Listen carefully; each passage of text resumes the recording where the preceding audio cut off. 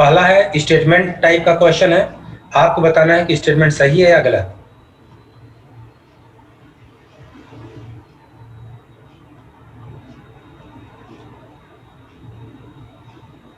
For initial members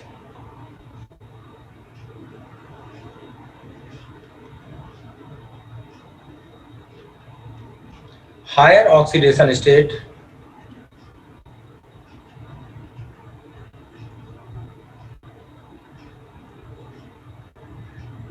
will be more stable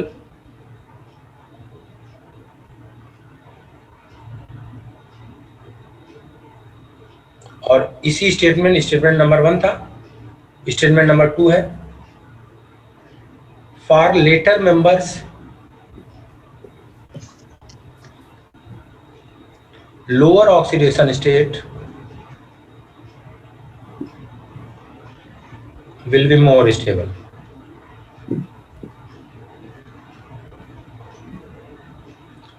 बताइए सही या गलत? सही है। पहला स्टेटमेंट सही या गलत? सही है। सही है। कैसे, क्यों सही है, रीजन? सर जोड़ के देखेंगे। रीजन में देखिए ध्यान से, स्कैंडियम का एनसीईआरटी ने डेटा नहीं दिया है, लेकिन स्कैंडियम का निकालोगे तो ये दोनों निगेटिव ही होते हैं। एनसीईआरटी ने डेटा नहीं दिया है। तो जरा एक बात बताइए, पहले ध्यान से सुनिए मेरी बात। मैंने पहले स्टेटमेंट में दिया है for initial members higher oxidation state यानी +3 विल बी मोर स्टेबल। इसका मतलब क्या हुआ? +3 की स्टेबिलिटी किससे कंपेयर कर रहे हो? +2 से। +2 से। इसका मतलब एक ही एलिमेंट के 2 ऑक्सीडेशन स्टेट कंपेयर कर रहे हो। बोलो भाई। Yes sir. Yes sir. इसका मतलब पहले वाले स्टेटमेंट में आप एक ही एलिमेंट के 2 ऑक्सीडेशन स्टेट कंपेयर कर रहे हैं ना। पहले स्टेटमेंट में देखिए पढ़ के, for initial members higher oxidation state +3 will become more stable. इसका मतलब है +3 और +2 को अगर हम कंपेयर कर रहे हैं तो जो शुरू वाले मेंबर्स हैं उनके लिए +3 ज्यादा स्टेबल है। स्टेटमेंट ये कह रहा है। अब अगर एक ही एलिमेंट का एक से ज्यादा ऑक्सीडेशन स्टेट हमें कंपेयर करना है तो हम क्या देखेंगे? अलजेब्रिक सम। अब अगर इसका अलजेब्रिक सम लें, इसका अलजेब्रिक सम लें, इसका अलजेब्रिक सम लें और इसका अलजेब्रिक सम लें, तो जरा बताइए अगर इनका अलजेब्रिक सम लोगे दोनों इलेक्ट्रोड पोटेंशियल का तो मोर नेगेटिव आएगा या लेस नेगेटिव?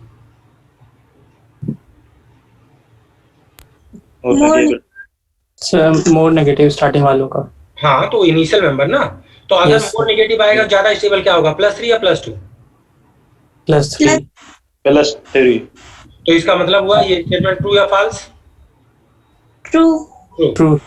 और ये पहली बार यहाँ लिख नहीं रहे हो, ऑक्सीडेशन स्टेट वाला अपना नोट्स पलटना, उसमें पॉइंट के रूप में लिखवाया गया है कि इनिशियल मेंबर्स के लिए common oxidation state first transition series के लिए होता है +2 स्कैंडियम को छोड़कर, और इनिशियल मेंबर जो होते हैं उनके लिए हायर ऑक्सीडेशन स्टेट ज्यादा स्टेबल होता है और लेटर मेंबर्स के लिए लोअर। अब सेकंड स्टेटमेंट में आइए, for letter members lower oxidation state +2 is more stable. इसका मतलब फिर +2 +3 को कंपेयर कर रहे हैं, तो जो लेटर मेंबर्स हैं उनके लिए अलजेब्रिक सम निकालिए। Less negative. अगर लेस नेगेटिव आएगा तो ज्यादा स्टेबल क्या होगा? +2। Yes sir. Lower.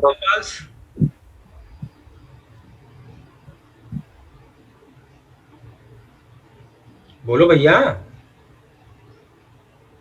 Yes sir. Yes sir. ये सबको बात समझ में आ रही है नहीं? पहले ये बताओ, एक तरह का क्वेश्चन ये हो गया, क्लियर है? Yes sir. Yes. Question number 2 पे आइए। तो पहला क्वेश्चन, इन एक्वस मीडियम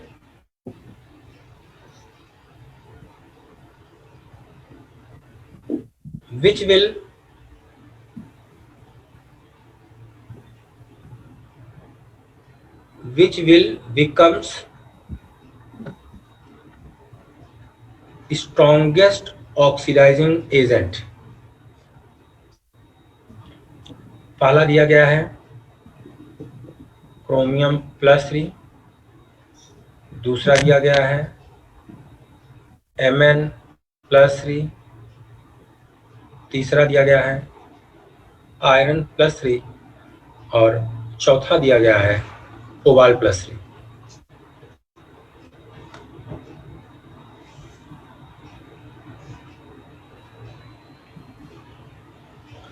अब इस पे कौन सा पॉइंट लगाना है भाई?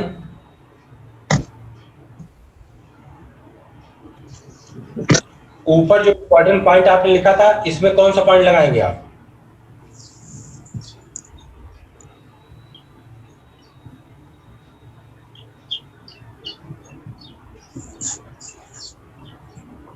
अरे यार कुछ हाँ नहीं बोला करो ना भाई। ऊपर आपको 2 ही पॉइंट तो मैंने लिखवाए हैं। सर थर्ड वाला?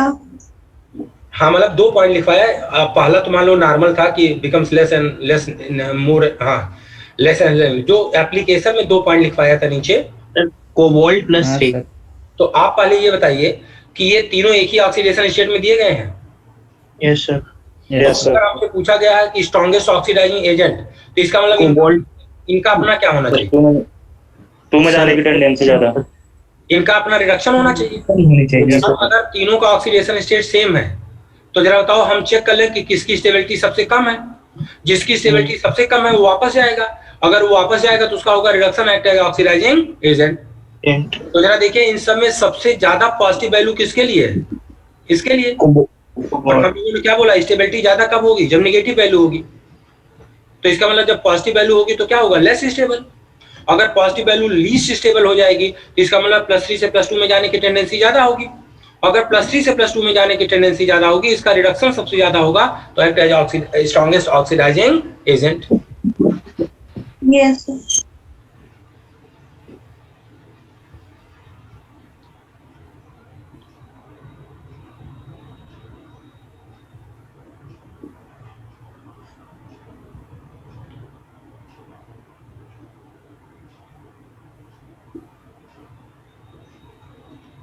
बोलो भाई।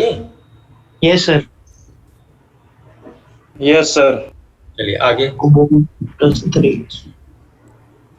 Yes sir. क्लियर है ना? Yes sir. Yes sir. चलिए ठीक है, आगे चलते हैं। Question number 3। ये तो यार अंसाल का क्वेश्चन, लेकिन एग्जैक्टली अब अंसाल वो मुझे याद नहीं आ रहा है।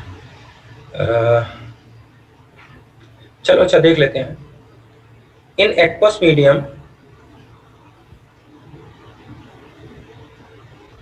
the more stable ion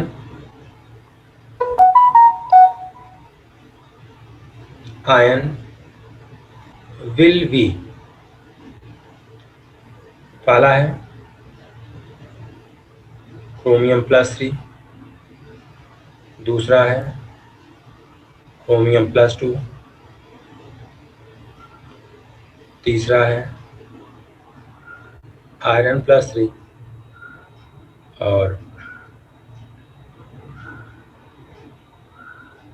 चौथा है, अरे यार ये आयरन है, चौथा है कैन नॉट से। फर्स्ट। बोलो भाई। Yes sir first. Sir chromium +3 सबसे ज्यादा स्टेबल होगा। ये दोनों चीजें यूज हो रही हैं। अगर इसको और इसको बात करें तो कॉमन ऑक्सीडेशन स्टेट है, तो वैल्यू देखेंगे तो इसकी वैल्यू होती है पॉजिटिव और इसकी वैल्यू होती है नेगेटिव। तो पहले बात +3 को कंपेयर कर लें तो +3 में ये ज्यादा स्टेबल हुआ। अब इसकी बात करेंगे तो एक ही एलिमेंट के एक से ज्यादा ऑक्सीडेशन स्टेट हो गए, इसमें पहला वाला पॉइंट लग गया। और अगर एक ही एलिमेंट के एक से ज्यादा ऑक्सीडेशन स्टेट है तो ज्यादा स्टेबल कौन होगा, हमें ये तलाशना है। तो अगर एल्जेब्रिक सम मोर नेगेटिव होगा तो हायर ऑक्सीडेशन स्टेट स्टेबल होगा, और अगर एल्जेब्रिक सम लेस नेगेटिव होगा तो लोअर ऑक्सीडेशन स्टेट स्टेबल होगा। तो अगर इन दोनों में कंपेयर करें क्रोमियम के लिए तो +2 +3 दोनों के लिए वैल्यू नेगेटिव है, और अगर जोड़ेंगे तो मोर नेगेटिव हो जाएगी। इसका मतलब chromium +3 will become more stable in comparison two chromium +2।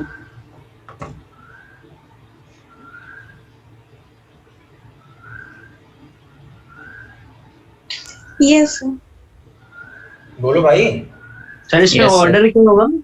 Cr+3, इसमें ऑर्डर यही होगा ना, Cr+3 फिर Cr+2 हाँ, और उसके सबसे कम Fe+3। Fe+3।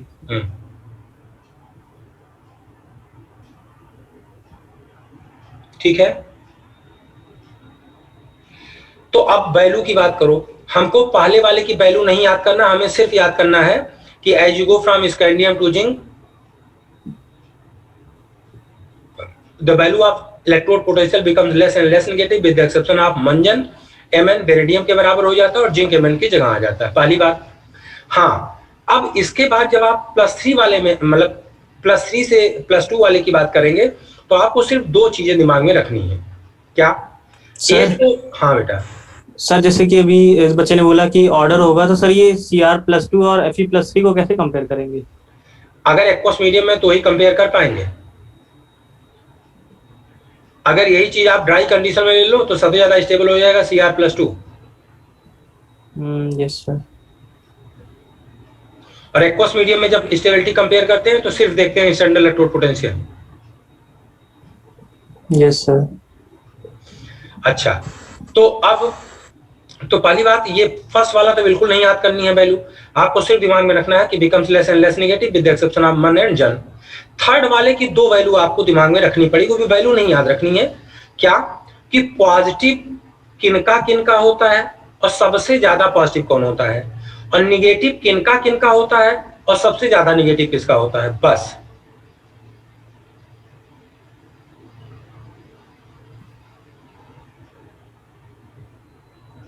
तो पॉजिटिव आयरन को मैग्नीज आयरन कोबाल्ट का है, सबसे ज्यादा पॉजिटिव होता है कोबाल्ट का, और निगेटिव टाइटेनियम वेनेडियम क्रोमियम का, और सबसे ज्यादा निगेटिव होता है क्रोमियम का। मान लो कल को आपसे पूछ लिया गया कि टाइटेनियम +3 है, वेनेडियम +3 है, क्रोमियम +3 है, बताओ कॉस्मेडियम में सबसे ज्यादा स्टेबल कौन होगा? तो सबसे नेगेटिव हो। तो चूंकि सबका +3 दिया गया है तो इसका मतलब एल्जेब्रिक सम नहीं लेना है, अब वैल्यू डायरेक्ट कंपेयर करना है। तो सबसे ज्यादा स्टेबल कौन हो जाएगा इसमें? क्रोमियम। और सबसे कम स्टेबल कौन हो जाएगा इसमें? वेनेडियम +3। देख लो यहाँ वैल्यू सामने है। तो आपको +3 वाले में 2 चीज याद रखना है, पॉजिटिव किसकी किसकी है, सबसे ज्यादा किसकी है, निगेटिव किसकी है, सबसे ज्यादा निगेटिव किसकी है, बस इतनी चीजें यहाँ याद रखनी है इससे रिलेटेड क्वेश्चंस को करने के लिए।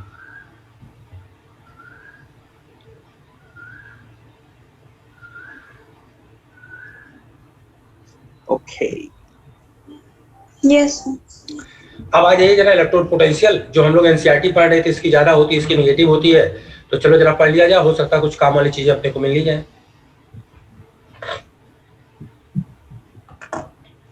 ये तो हम लोगों ने कर लिया था, चलो यहां से पढ़ते हैं। कह रहे series related to the general increases in the sum of the first and second ionisation. अच्छा, it is interesting to note that the value of E0 for the Mn, nickel and zinc are more negative than the expected from the trend.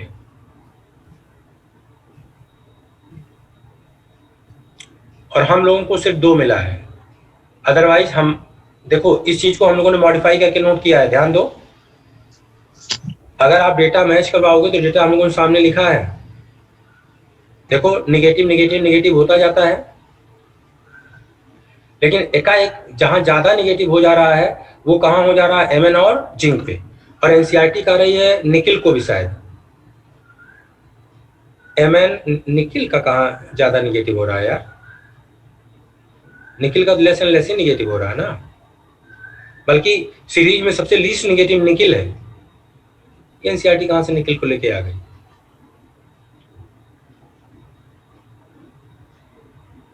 चलो खैर, अब जरा इस पहले वाले question को जिसे टिक किया इसका आंसर बताओ।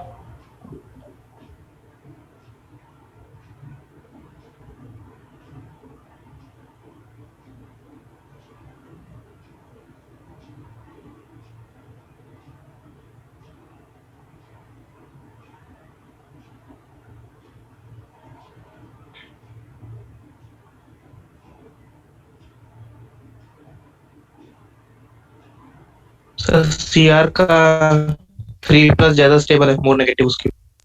Yes sir. लेकिन एनसीईआरटी कैसे रीजन दे रही है इसको तो पढ़ो एक बार। सर वो बड़ा अजीब दे रही है उसके।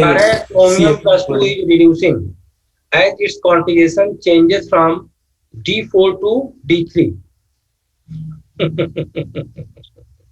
अरे यार एनसीईआरटी भाई जो रुला देगी यार। सर रुक जाओ जरा, पहले सोच लेने दो यार, बीच में टोको नहीं। क्रोमियम का कॉन्फ़िगरेशन होता है D5S1। तो अगर क्रोमियम +2 हो गया तो यहाँ से आप चेंज कर दो, तो यहाँ क्या बच जाएगा आपके पास? D4 ना, और जब यहाँ आ जाओगे क्या बच जाएगा D3। तो D4 से हम कहाँ जा रहे हैं, D3 में। तो एनसीईआरटी क्या कह रही है, chromium +2 is reducing as its configuration changes from D4 to D3। तो इससे क्या हो जाएगा, the latter having, half filled था ना, तो हाफ फिल्ड वाला अब नहीं रहेगा, तो फिर S का इलेक्ट्रॉन वापस चला जाएगा। नहीं बच्चा रुको तो, the latter having a half filled T2G level. देखो जबरदस्ती जबरदस्ती, सर एक में वो T2G वाला लगा रहे हैं और एक में नॉर्मल देख रहे हैं, D5 देख रहे on the हैं। other hand the change from the Mn+3 to Mn+2 result in the half filled, हो गई यार, D5 which has the extra stability। यार सही थोड़ी है रीजन सर। अरे T2G कब फिक्स करोगे, अगर तुमने क्रोमियम+3 ले लिया तो ऑक्टाहेड्रल ज्योमेट्री होगी, अगर ऑक्टाहेड्रल ज्योमेट्री होगी तब तुमको ये मिल जाता है Eg और ये मिल जाएगा T2G। तो ये क्या कर रहे हैं, अगर क्रोमियम+2 में है तो D4 कॉन्फ़िगरेशन है, इसका मतलब ये कंडीशन है, और क्रोमियम अगर +3 में चला आया तो ये हट जाता है, ये देखो हाफ फिल्ड T2G आपको मिल रहा है।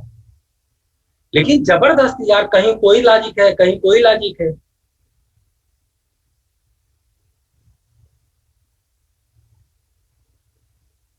चलो Mn वाली तो बात समझ में आती है कि भाई Mn+2 है, और जब आप Mn+3 में जा रहे हैं तो Mn+2 की अगर बात करते हो तो क्या है D5, और Mn+3 की बात करते हो तो क्या है D4।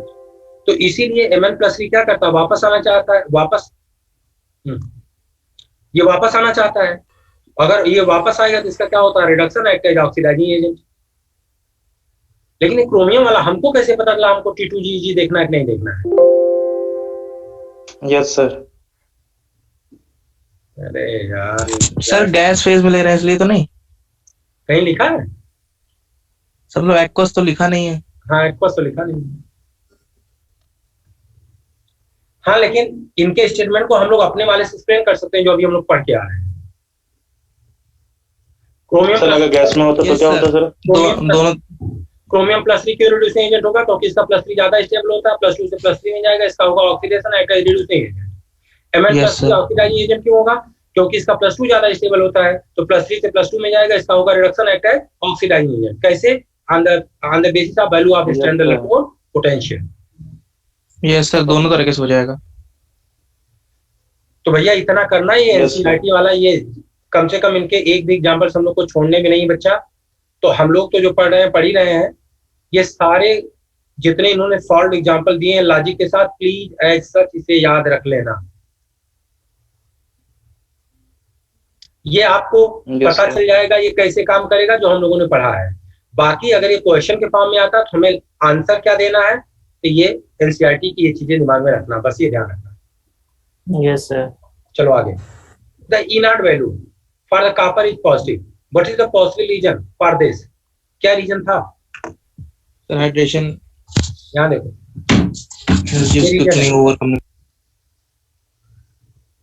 ये रीजन है।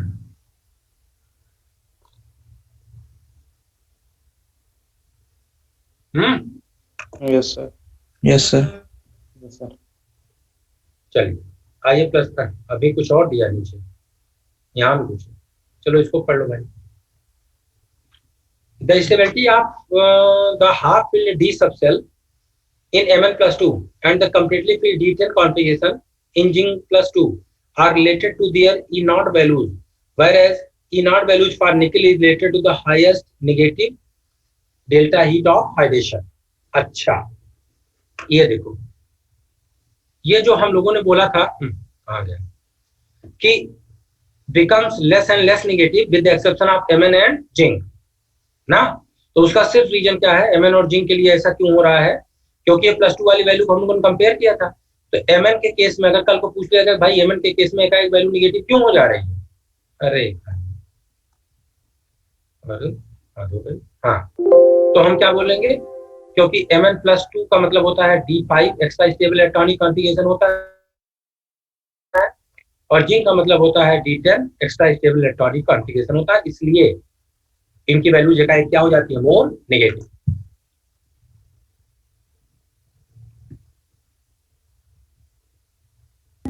सर वैल्यूज बता दीजिए कौन कौन सी याद करनी पड़ेगी। लो, अभी जब बता रहे थे तो आप थे नहीं क्लास में?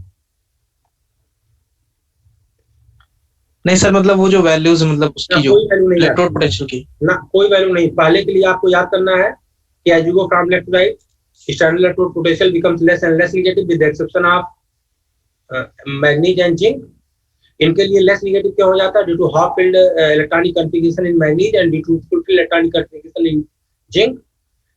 थर्ड के लिए आपको याद रखना किसकी किसकी नेगेटिव होती है, टाइटेनियम, वेनेडियम, क्रोमियम की किसकी किसकी पॉजिटिव होती है, आयरन, एमएन आयरन, कोबाल्ट की सबसे ज्यादा पॉजिटिव कोबाल्ट की होती है और सबसे ज्यादा नेगेटिव क्रोमियम की होती है। बस इतना याद करना है। Okay sir.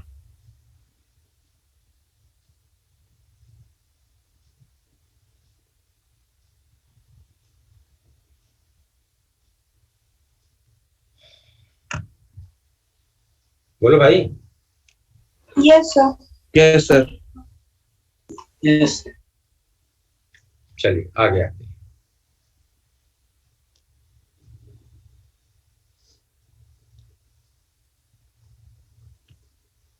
अब ये वाला डेटा जरा इधर वाला इनका पढ़ लें, +3 वाला पढ़ लिया जाए।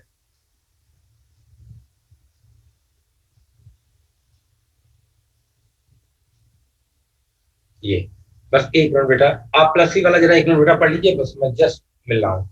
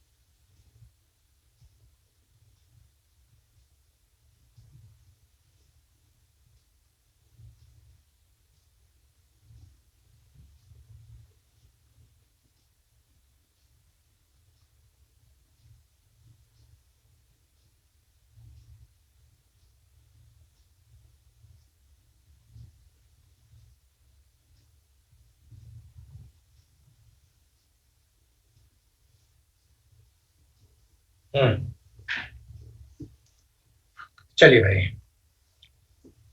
And examination of the standard electrode potential plus 2 value table is shows the varying trend. The low value of the scandium की वैल्यू दिया है क्या? टेबल 8.2 में स्कैंडियम कहाँ दिया? स्कैंडियम की वैल्यू दिया नहीं है। अच्छा 8.4 8.2 का सर नहीं दिया है सर, वो नहीं दिया है सर, बाकी के लिए दिया है, स्कैंडियम का नहीं दिया है। हम वही कह रहे हैं, स्कैंडियम के लिए तो दिया नहीं, लिख रहा दिया है। चलो कोई, मैंने आपको बोला ना कि स्कैंडियम ज्यादा निगेटिव होता भी है, इन्होंने दिया नहीं, अलग बात है। उसका जब एल्जेब्रिक सम लेते हो तो सबसे ज्यादा निगेटिव हो जाता है। खैर, तो इससे फिर बेटा इसे दिमाग में फिर हम लोग रख लेंगे। So the low value of scandium reflect the stability of +3। और ऐसा क्यों है? स्कैंडियम +3 क्यों ऐसा करता है? Due to noble gas electronic configuration. हम लोग बोलते भी तो यही है कि सबका कॉमन ऑक्सीडेशन स्टेट +2 होता है एक्सेप्ट स्कैंडियम, इसका +3 होता है due to achieving the noble gas electronic configuration ना। The highest value for Zn is due to the removal of an electron from the stable D10 configuration of Zn+2। अब देखो zinc का इन्होंने +3 का दिया नहीं है, लेकिन ये बोल रहे हैं कि अगर जिंक के लिए निकालोगे तो Zn+3 से Zn+2 के लिए जब वैल्यू निकालोगे तो इसके लिए क्या होगी? सबसे ज्यादा पॉजिटिव, मैक्सिमम पॉजिटिव होगी। तो ये सब फिर ये भी पॉइंट्स के रूप में नोट कर लेना जरूर, जो डेटा नहीं दिया और यहाँ लिखा है इन्होंने। The highest value due to the removal of an electron from the stable D10 configuration of Zn+2. The comparatively high value of Mn for Mn shows that the Mn+2 is particularly stable, whereas the comparatively value for the iron shows the extra stability of D5। अब देखो ये क्या कर रहे हैं,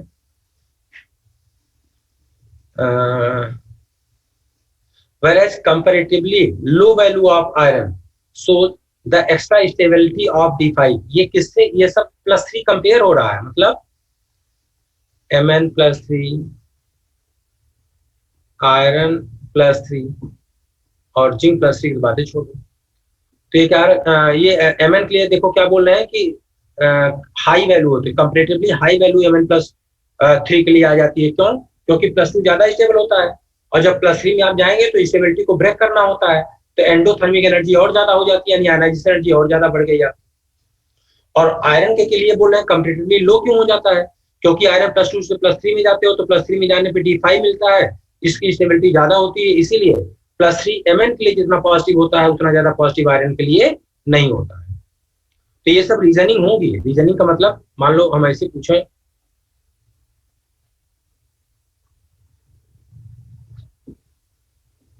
कि E0 value of Mn+3 से Mn+2 is more positive than iron+3 से iron+2। ये तो हम लोग देख के आ रहे हैं, ये होता है। तो जब इसको एक्सप्लेन करना होगा तो ये लाइनें हैं जो यहाँ हम लोग बोल रहे हैं। ये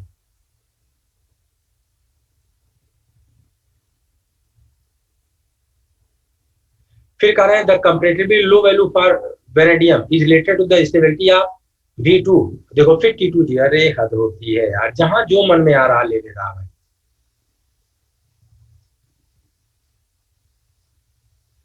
तो कोई बात नहीं बेटा, इसे दिमाग में रखना ही रखना पड़ेगा और कोई विकल्प नहीं। तो एक वेनेडियम वाला भी दिमाग में देखो, एक तो Fe+3 सबसे ज्यादा, सॉरी जिंक+3 के लिए वैल्यू सबसे ज्यादा पॉजिटिव हो जाएगी। क्यों? दूसरा, जिनकी पॉजिटिव है उनमें आयरन+3 के लिए वैल्यू सबसे कम पॉजिटिव है, लीस्ट पॉजिटिव है। क्यों ना? और the comparatively low value V2 is related stability of T2G। V2 देखो यहाँ इन तीनों को कंपेयर करो। तो वेनेडियम जब +3 में जा रहे हो वेनेडियम, तो देखो इसकी नेगेटिव वैल्यू तो है, लेकिन बाकियों नेगेटिव की तुलना में क्या है, सबसे कम।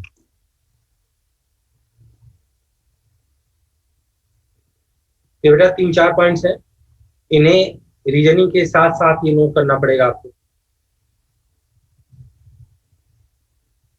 इन दोनों में इसकी ज्यादा पॉजिटिव क्यों हो जाती है, तो इसका भी रीजन मिल जाएगा, इसका भी शामिल हो जाएगा। Zn+3 की सबसे ज्यादा पॉजिटिव क्यों हो जाती है ना।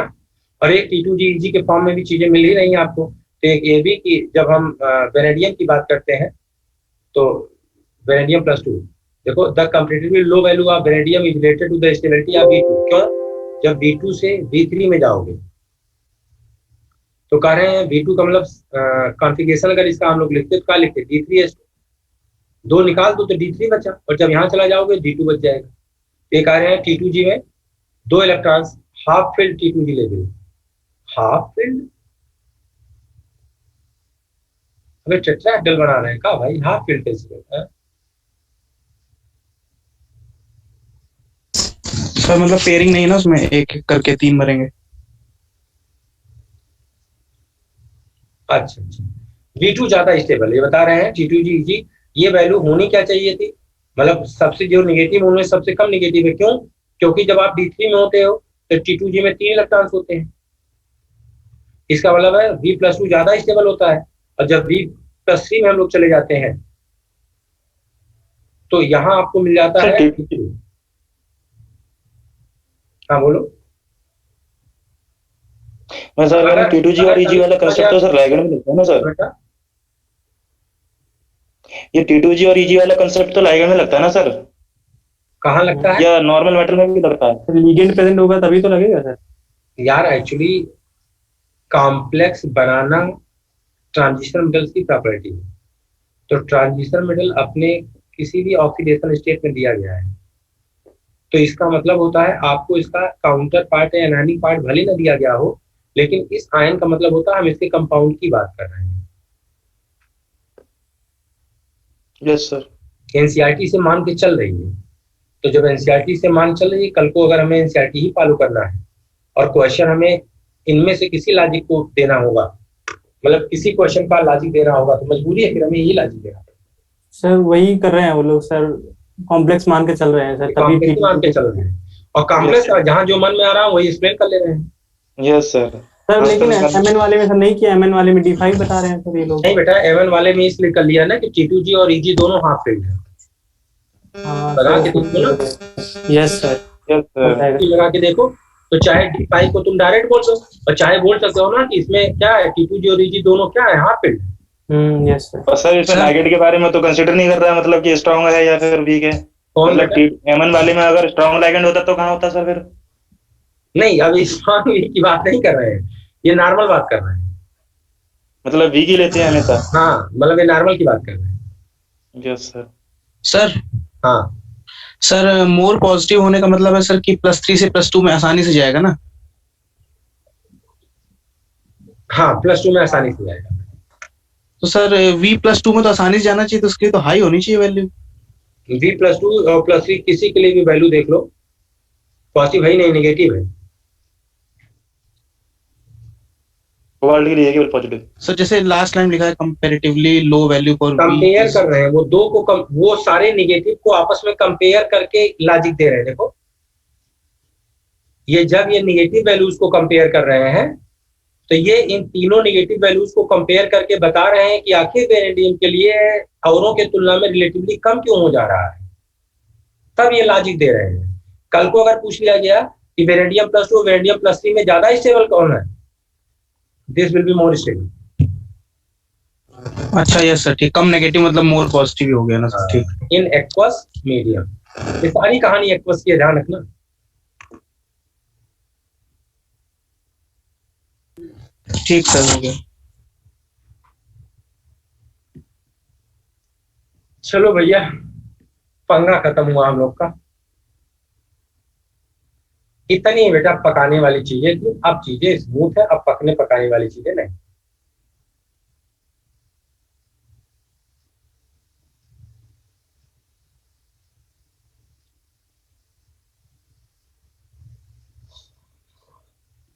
चलो इसको एक्सप्लेन करो 8.5 को।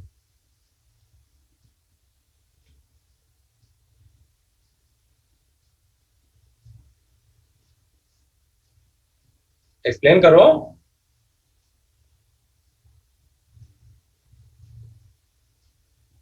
एट पॉइंट फाइव को एक्सप्लेन करो।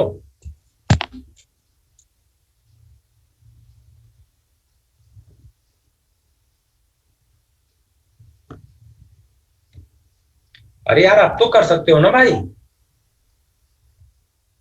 ये बाद वाले मेंबर्स हैं, इनके लिए ज्यादा स्टेबल क्या होता है +2। हायर ऑक्सीडेशन और जैसे जैसे आप इधर से इधर की तरफ आएंगे तो +2 की स्टेबिलिटी कम, और इधर से इधर की तरफ जाएंगे +2 की स्टेबिलिटी ज्यादा होगी।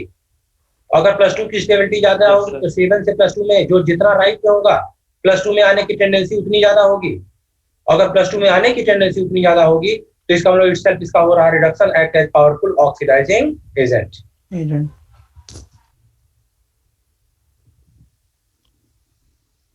सर ये तो लेफ्ट वाले ही हैं सब। राइट वाले हैं यार, लेफ्ट वाले कहाँ हैं? सर मैंगनीज तो बीच clear बीच करो में। ना। Yes sir.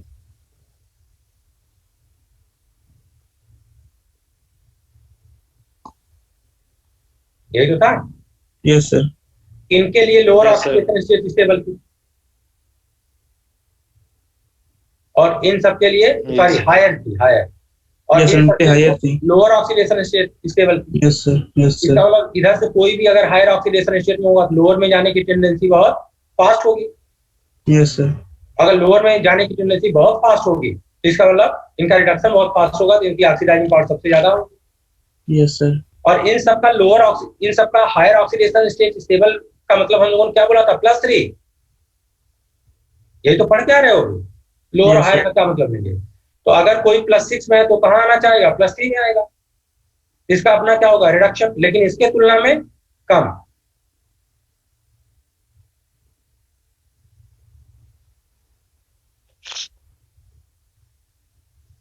Yes sir.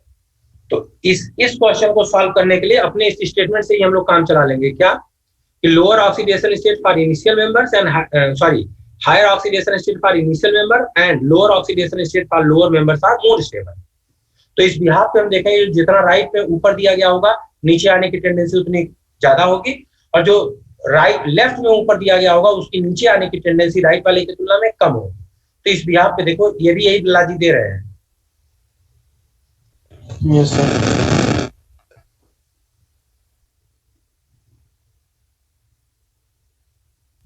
Yes, ma'am.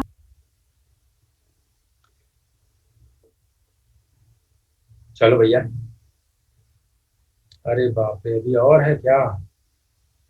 अरे इतने पका दिया है। चलो भाई एक हेयरिंग और है और इसको भी निपटा लिया जाए।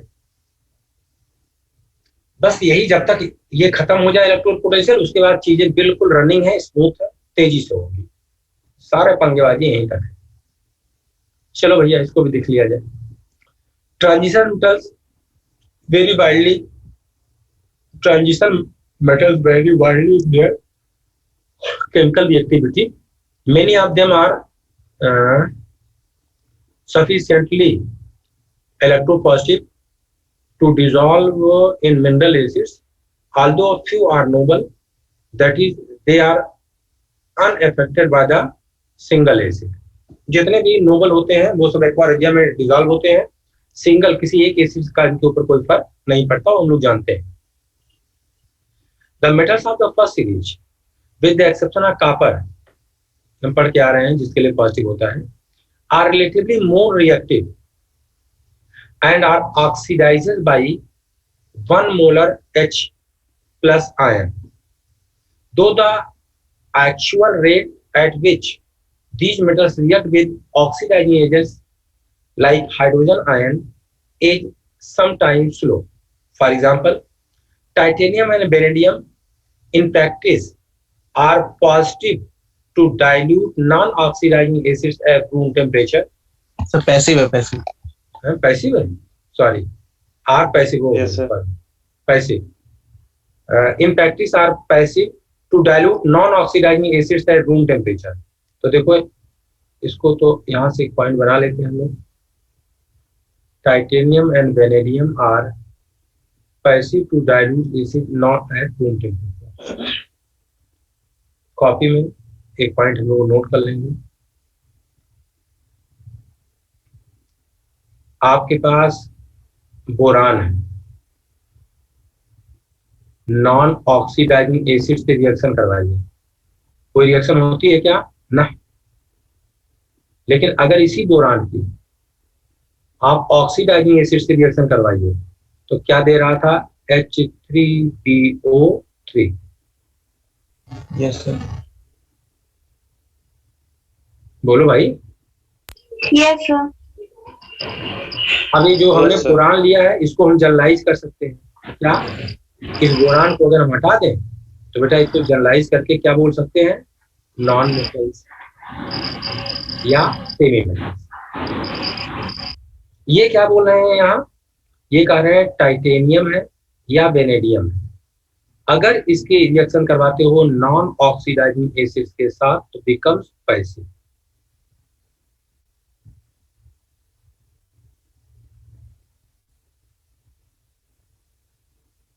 ठीक।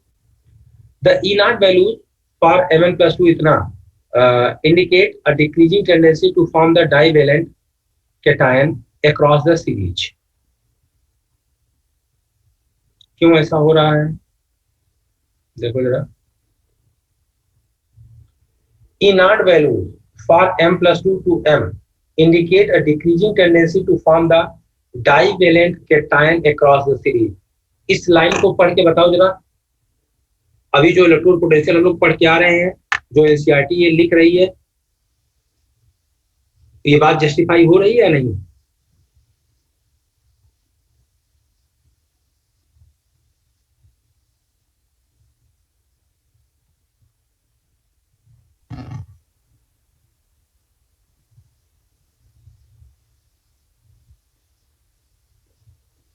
यस सर, हो रही है सर। बाद में सर पॉजिटिव होती जा रही है ना वैल्यू। बेटा हम लोगों ने क्या बोला था कि as you go from left to right becomes less and less negative. Yes sir, और लास्ट में सर पॉजिटिव भी हो रही है। Less and less negative. अब आप बताओ, अगर इन सबका हम +2 ले लें तो +2 की स्टेबिलिटी, सबका अगर ऑक्सीडेशन नंबर कॉमन है तो स्टेबिलिटी को चेक करने का क्या तरीका था? More the negative value more will be stability, less the negative value less will be stability. यही तो लिख के आए। Yes yes sir, yes sir. अब आप बताइए, जब सीरीज में लेफ्ट टू राइट जाने पर ये value less and less negative हो रही है तो ये देखो एनसीईआरटी क्या कह रही है? The E0 values for M+2 to M indicate a decreasing tendency to form the divalent cation across the series। इसका मतलब जब सीरीज में आप डाइवेलेंट केटायन बना रहे हैं तो +2 बनाने की टेंडेंसी क्या होती जा रही है? एक्वस मीडियम में कम होती जा रही है। ये डेटा तो हम लोगों ने बात की है कम ना। आगे, the general trend towards less negative E0 values is related to the increase in the sum of the first and second ionization enthalpy। अब कह रहे हैं ये वैल्यू कम क्यों होती जा रही है, लेस नेगेटिव क्यों हो रही है? क्योंकि जब आप लेफ्ट टू राइट जाओगे तो आयनाइजेशन एनर्जी क्या करती है? बढ़ती है। जनरल स्टेटमेंट तो यही था। आयनाइजेशन एनर्जी बढ़ती है, और अगर आयनाइजेशन एनर्जी बढ़ेगी तो जरा देखो, बॉन्ड डिसोसिएशन एंथैल्पी पॉजिटिव थी, आयनाइजेशन एंथैल्पी पॉजिटिव है और हाइड्रेशन एंथैल्पी नेगेटिव है। तो अगर इसमें से आयनाइजेशन एंथैल्पी की वैल्यू बढ़ती चली जाएगी तो ओवरऑल क्या होता जाएगा? लेस एंड लेस नेगेटिव होता जाएगा। तो अगर ये बोला जाए कि on going from left to right in a series the value of standard electrode potential becomes less and less negative, why? तो क्या बोलेंगे? due to increase in ionization energy। तो this general trend towards the less negative E value is related to the increase in the sum of the first and the second ionization enthalpy। It is interesting to note that the E value for the Mn, nickel and zinc are more। Nickel क्यों बार बार बोल रहा है यार? Nickel तो कहीं हम लोग को मिला नहीं नेगेटिव, लीस्ट नेगेटिव है +2 में यार, कह रहा है पता नहीं क्या बोल रहा है। आर मोर नेगेटिव देन, अच्छा देन द एक्सपेक्टेड, कुछ उम्मीद कर रहे थे उससे ज्यादा नेगेटिव आ रहा है, हो सकता है from the general trend. whereas the stability of the half-filled D subcell D5 in manganese and comparatively full-filled D10 in zinc is related to their E values। For the nickel E0 values is related to the highest negative enthalpy of hydration। भैया इसको ऐसे याद कर लेना यार, कोई भरोसा नहीं है। ये ऐसे ऐसे एक पॉइंट लिख के याद कर लेना। अब जिसका नहीं कोई लॉजिक मिल रहा, वैल्यू नेगेटिव है ही नहीं, चिल्ला रहे हैं, पता नहीं कहाँ से नेगेटिव आ गई। खैर, an examination of the E naught values for the redox couple M+3 M+2 table shown that the M+3 and Mn+3 and CO+3 ions are the strongest oxidizing agent। इन दोनों में भी कंपेयर करना हो तो सबसे स्ट्रॉन्ग कौन हो जाएगा, जिसके लिए सबसे ज्यादा पॉजिटिव वैल्यू आएगी? देखिए in aqueous solution ions titanium vanadium chromium are strong reducing. क्यों? इसको जस्टिफाई कर सकते हैं? ये पॉइंट मैं आपको लिखवा चुका हूं, मतलब लिखवा क्या, क्वेश्चन करवा चुका हूं। इसको पढ़ के देखिए क्या जस्टिफाई कर पा रहे हैं इस बात को।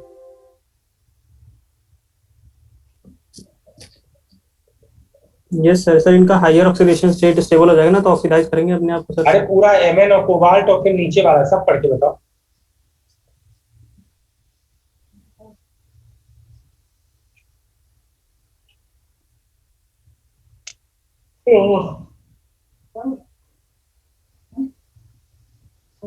अरे यार कुछ है ही नहीं है, पता नहीं क्या। सर उनके लिए लेस नेगेटिव वैल्यू है ना सर इसकी। भाई Mn+3 और कोबाल्ट+3 स्ट्रॉन्ग ऑक्सीडाइजिंग एजेंट होंगे या नहीं होंगे? होंगे सर। होंगे सर, क्योंकि इनका +2 मोर स्टेबल है। मोर स्टेबल है। देखो, और आगे titanium vanadium chromium strong reducing होंगे या नहीं होंगे? होंगे, क्योंकि इनका +3 ज्यादा स्टेबल है। शुरू वाले मेंबर्स का क्या है, +3 ज्यादा स्टेबल है। कहाँ गया यार डेटा आउट? Yes sir.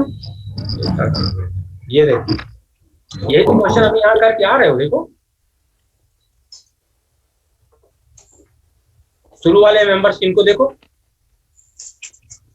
इनका एल्जेब्रिक सम लोगों मोर नेगेटिव होगा, इसका मतलब इन शुरू वालों का +3 more stable, +3 is more stable. और जबकि Mn और कोबाल्ट की बात करो तो इसके देखो वैल्यू सबसे ज्यादा पॉजिटिव है। अगर सबसे ज्यादा पॉजिटिव वैल्यू तो इसका मतलब है +3 इसका क्या हो जाएगा, लीस्ट स्टेबल है, +2 में जाएगा। तो ये ऑक्सीडाइजिंग एजेंट की तरह काम करेगा। और शुरू वाले कैसे काम करेंगे, रिड्यूसिंग एजेंट की तरह काम करेंगे। ये तो ऑलरेडी हम लोग बात कर चुके हैं भाई। यस। हाँ, तो लेकिन बता नहीं रहे हो ना, पूछ रहे थे। दिक्कत तो ये है, ये देखो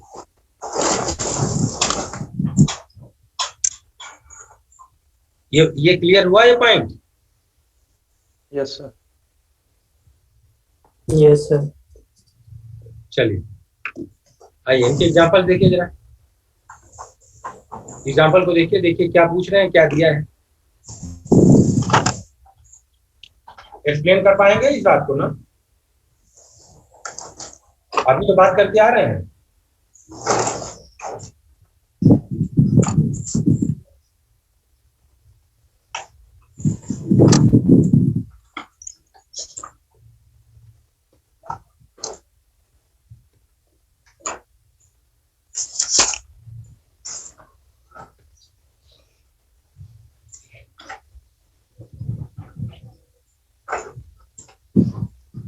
भाई ये हो जाएगा एक्सप्लेन ना? अभी तो हम लोग पीछे बात करके आ रहे हैं ना एनसीईआरटी में। सर वो इसमें लिखा है सर मैग्नीज और वेनेडियम के लिए सर सब्लिमेशन थेरेपी कम है सर। नहीं वो तो चलो एक इन्होंने मतलब एक सारे फैक्टर्स इन्होंने दे दिए, लेकिन जनरली हम क्या बोल सकते हैं, due to abnormality in their ionisation energy. Yes sir. जहां जहां आयनाइजेशन एनर्जी का एक कम हो जाएगा वहां वहां वैल्यू मोर नेगेटिव हो जाएगी। जहां जहां आयनाइजेशन एनर्जी ज्यादा हो जाएगा वहां वहां वैल्यू लेस नेगेटिव हो जाएगी। तो बेसिकली तो आयनाइजेशन एनर्जी है। अब ये अलग बात है कि sublimation energy relatively much less for the magnesium. तो ये चीजें अलग से हमें याद करने वाली बात होगी कि अगर हम बात करते हैं सब्लिमेशन एनर्जी की, तो सब्लिमेशन एनर्जी खास करके मैग्नीज और वेनेडियम के लिए क्या होती है, लेस होती है। सर इसको मेल्टिंग पॉइंट से लिंक कर सकते हैं क्या? जैसे मैग्नीज का कम था। बेटा हीट ऑफ सब्लिमेशन का मतलब होता है एक एक आइटम को अलग करना, गैस। और मेल्टिंग पॉइंट का मतलब होता है लिक्विड। तो मेल्टिंग पॉइंट से लिंक नहीं कर सकते। Yes sir. चलिए इसको देखिए, ये भी अभी हम लोग बात करके आ रहे हैं। हाँ जैसे कि निकल का इसमें एक क्वेश्चन था सर कि निकल के इलेक्ट्रोड में जो एबनॉर्मलिटी आती है सर, किसके कारण आती है सर? तो ऑप्शन में सर आयनाइजेशन एनर्जी भी दे रहा था और हाइड्रेशन एनर्जी भी दे रहा था सर, और दोनों ऑप्शन भी दे रहा था सर, तो कैसे कंसीडर करेंगे सर? नहीं, निकिल के इलेक्ट्रोड पोटेंशियल में जो एबनॉर्मलिटी आती है +2 से 0 में जाने की टेंडेंसी में, प्लस तो हाइड्रेशन वाला लिखा था अभी। नहीं हाइड्रेशन को कंसीडर कर रहा है। ऊपर लिखा है सर हाइड्रेशन +2 से 0 में। Yes sir. हाँ, तो कह रहे हैं एबनॉर्मलिटी आती क्यों है सर? ये ऑप्शन में आयनाइजेशन दोनों दे रहा था, फर्स्ट सेकंड, और इलेक्ट्रोड को हाइड्रेशन एनर्जी भी दे रहा था सर, और ऑप्शन चौथा ऑप्शन दे रहा था कि दोनों हो सकता है। यार देखो, अगर दोनों कहीं विकल्प दे रहे हैं, कहीं भी दोनों विकल्प दे रहे हैं, हाँ दे रहे हैं। तो आप ले सकते हो, लेकिन अगर आप ऑक्सीडेशन स्टेट कॉमन रखोगे तो हाइड्रेशन एनर्जी नियरली सेम हो जाएगी। अगर ऑक्सीडेशन स्टेट कॉमन रखोगे तो इनकी हाइड्रेशन एनर्जी करीब करीब सेम हो जाएगी। सर ये तो लाइन है ना सर एनसीईआरटी की, अभी ऊपर ही तो थी क्या सर? निकल के लिए सर वो नहीं था कि हाइड्रेशन एंथैल्पी उसमें तो आयनाइजेशन एनर्जी भी लगता है सर जो तो। नहीं, हाइड्रेशन एनर्जी लाइन नहीं थी। सब्लिमेशन एनर्जी निकिल के लिए हाँ ऊपर था, तो यार ऊपर था हाइड्रेशन सर। एनर्जी इसी पैरा में ऊपर जो आपने पढ़ाया है अभी, निकल वाला exception. Yes sir, zinc manganese और निकल, हाँ ये है सर। Yes sir. अच्छा हाँ, for the nickel E values for the nickel E naught value is related to the highest negative enthalpy of hydration। हाँ ये भी ले रहे हैं। हाँ तो फिर दोनों ले लेंगे। और ऐसे देखो 3 एनर्जी इन्वॉल्व होती है। अब इतना जो क्वेश्चन बोल रहे हो ना, इस तरह से क्वेश्चन आ जाएगा जो हम लोग पढ़ रहे हैं इसके बाद भी नहीं कर पाएंगे, इतनी पंगेबाजी है। बस इतना याद रखो कि इसके स्टैंडर्ड इलेक्ट्रोड पोटेंशियल में एक है सब्लिमेशन एनर्जी, दूसरा आयनाइजेशन एनर्जी जितनी भी होगी, और तीसरा है हाइड्रेशन एनर्जी। बेसिकली इसमें जो एबनॉर्मलिटी आती है उसमें मेजर रोल होता है आयनाइजेशन एनर्जी का। अब कहीं कहीं सब्लिमेशन और हाइड्रेशन एनर्जी भी इसमें रोल प्ले करने लगती है, जैसे यहाँ इन्होंने दे दिया है कि sublimation enthalpy which are relatively much less for the manganese and vanadium. और निकिल के लिए ऊपर आप अंडरलाइन करके आ रहे हो कि इन चीजों के मतलब आयनाइजेशन एनर्जी के साथ साथ एक चीज और है, हाइड्रेशन एंथैल्पी क्या हो जाती है, मच मोर नेगेटिव। मतलब हर एलिमेंट के अलग अलग सर आंसर होंगे क्या सर? हर एलिमेंट नहीं, 4-5 है। Yes sir. याद ही करना है इसमें सर, लॉजिक लगी कहाँ रहा है सर इसमें? नहीं, लॉजिक डी ब्लॉक में लगा के ना काम चला पाओगे, समझ जाओ। 5-6 जो है उनको अलग से दिमाग में रखो। लॉजिक डी ब्लॉक में लगता है कि टीचर पढ़ाते, कौन पढ़ाता है बता दो सर। अभी आप एनसीईआरटी पढ़ा रहे हैं पूरा? नहीं, एनसीईआरटी तो चलो हम पढ़ा रहे हैं, एनसीईआरटी छोड़ दो, लोग नोट्स अपना नहीं बनवाते हैं। किसी टीचर का नोट दिखाओ जरा इतना डिटेल। Yes sir. आयरन के लिए याद करना है आपको, जिंक के लिए सॉरी जिंक के लिए आपको याद कर लेना है, निकिल के लिए याद कर लेना है, मैग्नीज के लिए याद कर लेना है, वेनेडियम। इन 5 के लिए क्या याद कर लेना है? आयरन का +3 के लिए रिलेटिवली मैग्नीज और कोबाल्ट से लेस नेगेटिव क्यों हो जाता है? जिंक के लिए +3 सबसे ज्यादा पॉजिटिव वैल्यू इलेक्ट्रोड पोटेंशियल की क्यों हो जाती है ना? अगली चीज, जिंक और मैग्नीज उम्मीद से ज्यादा नेगेटिव क्यों हो जाते हैं? निकिल, अब बार बार एनसीईआरटी बोल रही है जबकि उम्मीद से ज्यादा नेगेटिव नहीं है, लीस्ट नेगेटिव है, देखो। लेकिन एनसीईआरटी बोल रही है तो हो सकता है इसके लिए उम्मीद कुछ और रही हो और ये नेगेटिव हो जा रहा हो, दिख तो नहीं रहा कहीं। तो ये अनएक्सपेक्टेड नेगेटिव जितनी उम्मीद उससे ज्यादा क्यों हो जाता है? और एक देखो यहाँ इन्होंने जो वेनेडियम वाला लिखा था कि वेनेडियम के लिए value much less for the manganese है वेनेडियम, ये वैल्यू इन 5 के लिए अलग से इसी इन्हीं क्वेश्चन के साथ एक पॉइंट नोट कर लेना बस।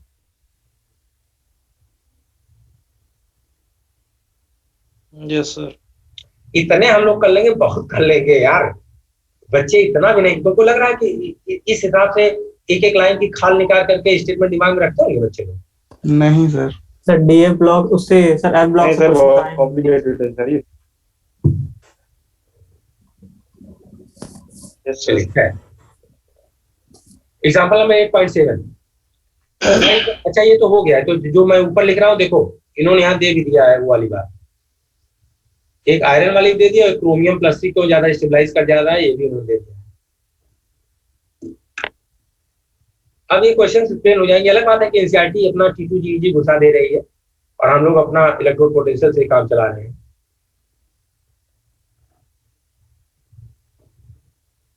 ये देखो question,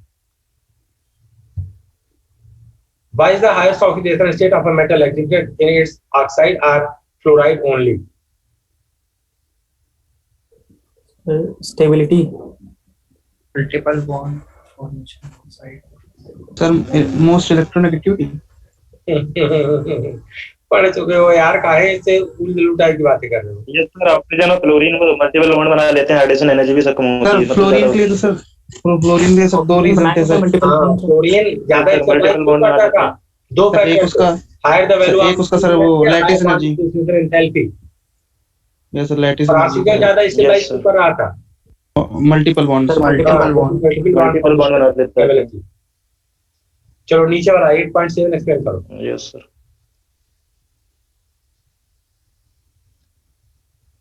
Which is the stronger reducing agent and why? Cr2+। ये ज्यादा स्ट्रॉन्ग रिड्यूसिंग एजेंट है। क्यों? अभी तो पढ़ पा रहे हो, ये यहाँ से कहाँ जाएगा? +3 में जाएगा। Yes sir. इसका होगा ऑक्सीडेशन एक्टिव रिड्यूसिंग एजेंट, जबकि ये सर हाफ जाना ही T2G। नहीं चाहेगा। हाँ, यस सर। अब ये जब आंसर देना है तो ये यहाँ से यहाँ जाएगा, तो क्यों जाएगा? तो भाई वही एनसीईआरटी वाला ही आंसर देना। Half T2G।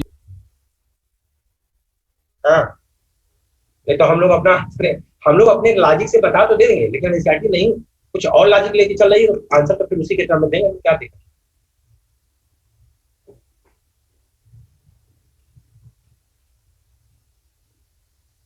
ठीक है भाई। Yes sir.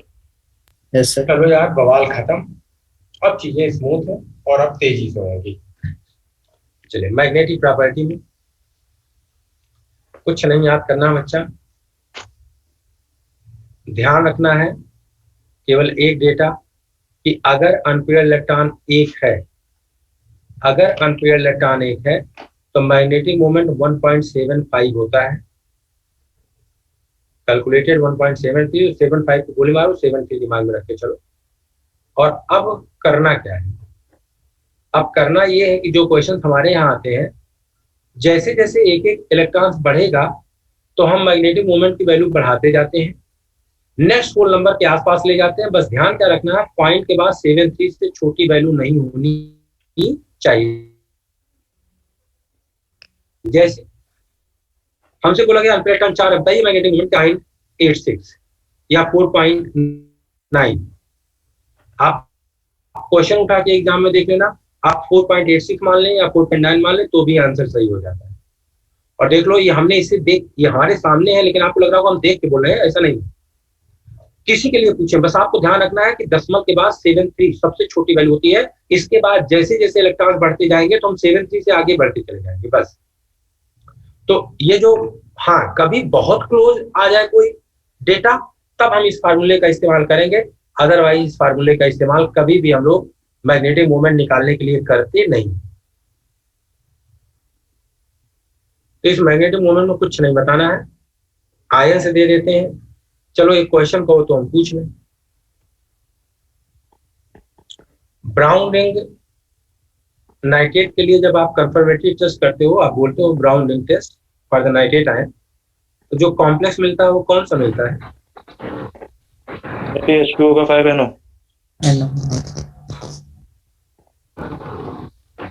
n बराबर 3, 3.8। आयरन का ऑक्सीडेशन नंबर कितना है? +1। ये कैसे पता चला कि प्लस एक्सपेरिमेंटल वैल्यू है सर ये।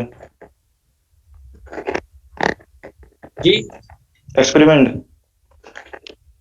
मैग्नेटिक मोमेंट के द्वारा पता चला। मैग्नेटिक मोमेंट से पता चला। एक्चुअली जब इस कॉम्प्लेक्स का मैग्नेटिक मोमेंट निकाला गया तो करीब करीब 3.87 के आसपास, 88 के आसपास आया था।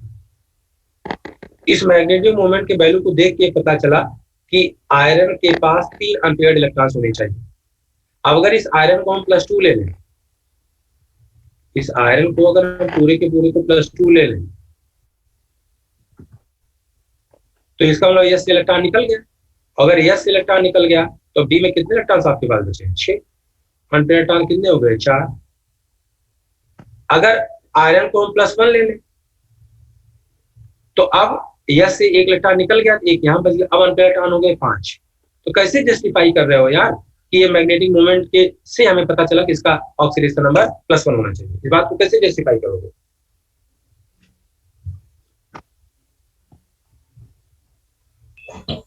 सर एक इलेक्ट्रॉन उससे NO से निकल के आएगा Fe में पेयर होने। Actually yes sir.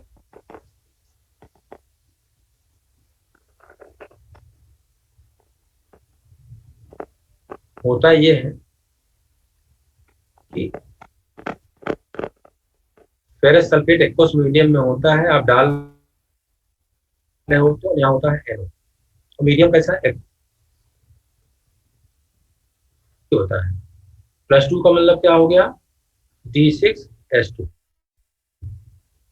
लेकिन जब NO एक्वस मीडियम में से कॉम्प्लेक्स बनाता है तो NO का होता है डी इलेक्ट्रोनेशन, एक इलेक्ट्रॉन यहां से निकलता है और वह इलेक्ट्रॉन जाता है डी में। तो जो D6 था जब कॉम्प्लेक्स बन जाता है यहाँ तो ये हो जाता है D7। अगर D7 हो गया तो अनपेयर्ड इलेक्ट्रॉन्स कितने बचेंगे? 3। तो जो हम लोग यहाँ दिखा रहे थे कि DS2 था, मान लो एक इलेक्ट्रॉन ऑक्सीडेशन नंबर 1 है, एक्चुअली बेटा ये आयरन जब ये कॉम्प्लेक्स बनता है, जब ये कॉम्प्लेक्स बन रहा होता है तो आयरन +2 ऑक्सीडेशन स्टेट में होता है। तो हम किसी भी मेटल से जब डी इलेक्ट्रोनेशन करते हैं तो इलेक्ट्रॉन निकालते हैं, तो सबसे पहले इलेक्ट्रॉन निकालते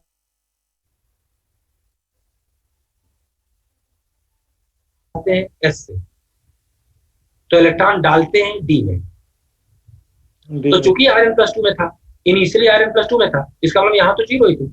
लेकिन जब NO का डी इलेक्ट्रोनेशन हुआ, NO ने अपना एक इलेक्ट्रॉन निकाला और इस इलेक्ट्रॉन को किसने लिया? आयरन ने।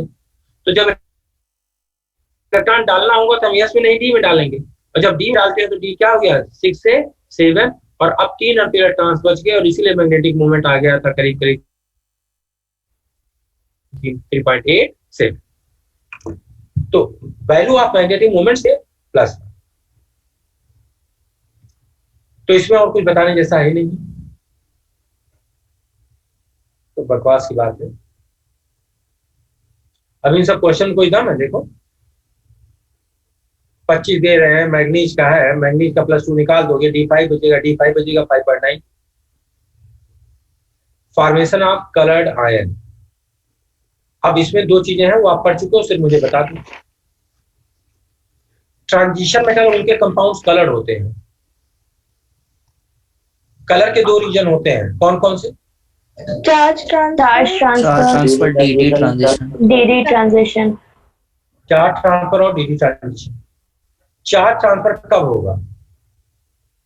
Maximum oxidation state. Maximum oxidation. Metal should be in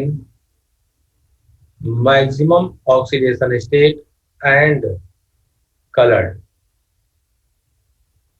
coloured भी होना जरूरी है, जैसे MnO4 माइनस, जैसे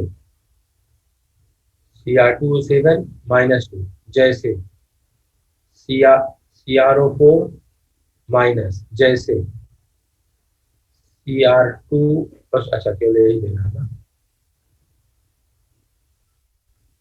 सर। येलो से मत लिखिए सर, दिख नहीं रहा है। अच्छा,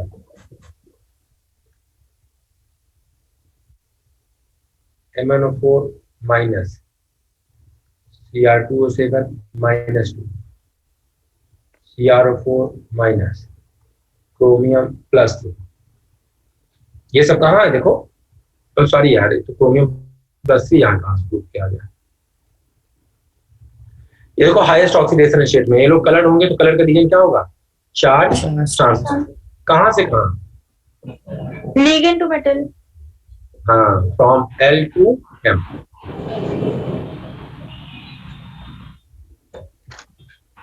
DD ट्रांजिशन कब होगा? सर जब मिडिल ऑर्डर में हो, एक 0 से 9 तक.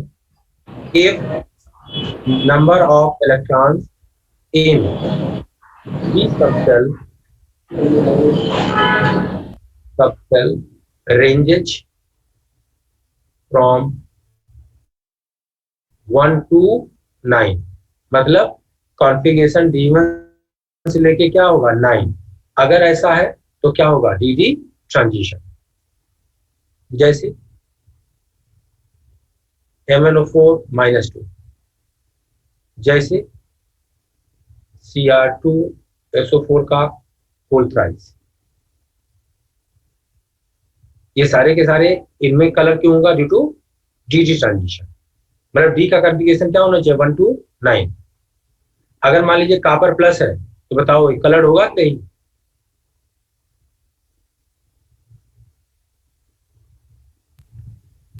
नहीं होगा सर.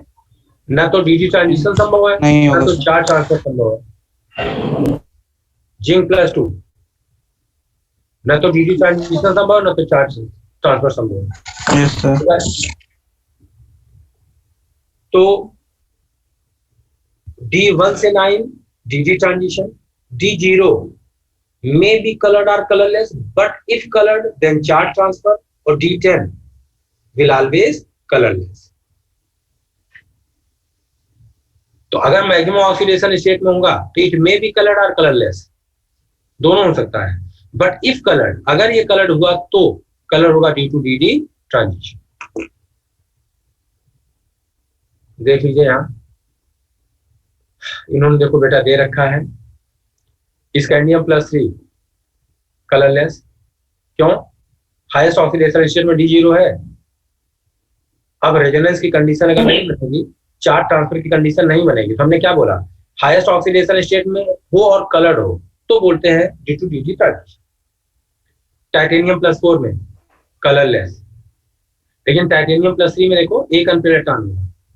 वेरिडियम+4 में एक अनपेड इलेक्ट्रॉन होगा. वेरिडियम+3 में अब वो ये जिनको इन्होंने कलर दिया, ये कलर पूछा गया है क्या? ऐसा पूछा जाता है क्या? कहीं क्वेश्चन कोई ऐसा टकराया जब पूछा गया हो कि किसका कौन सा कलर होगा? अगर ऐसा है तो बताओ, फिर इसको रटने का किया जाएगा. हाँ सर, कोई नहीं सुना दीजिए.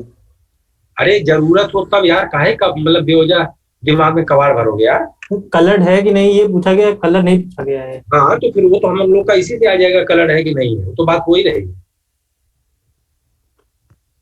Yes sir.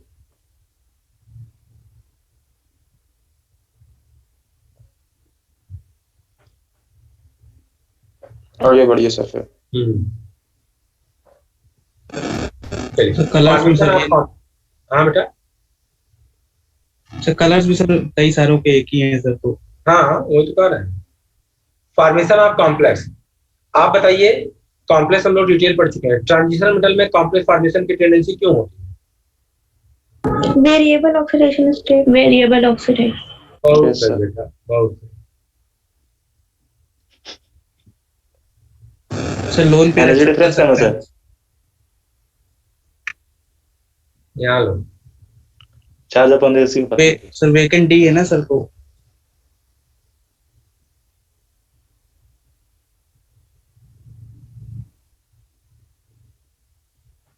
ट्रांजिशन मेटल्स में कॉम्प्लेक्स फॉर्मेशन की टेंडेंसी होती है ड्यू टू दिस रीजन.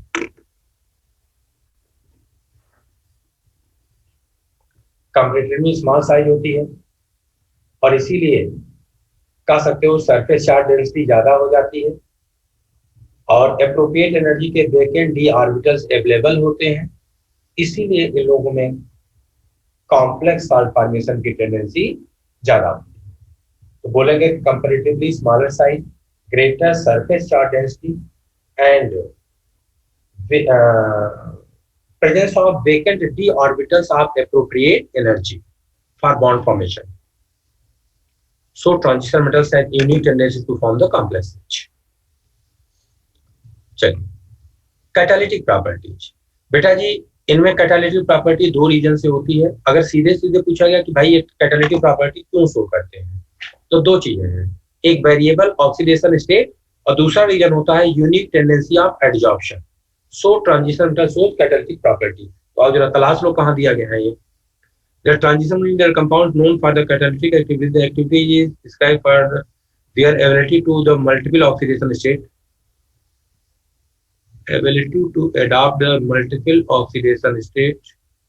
इसका मतलब यही हो गया variable oxidation state.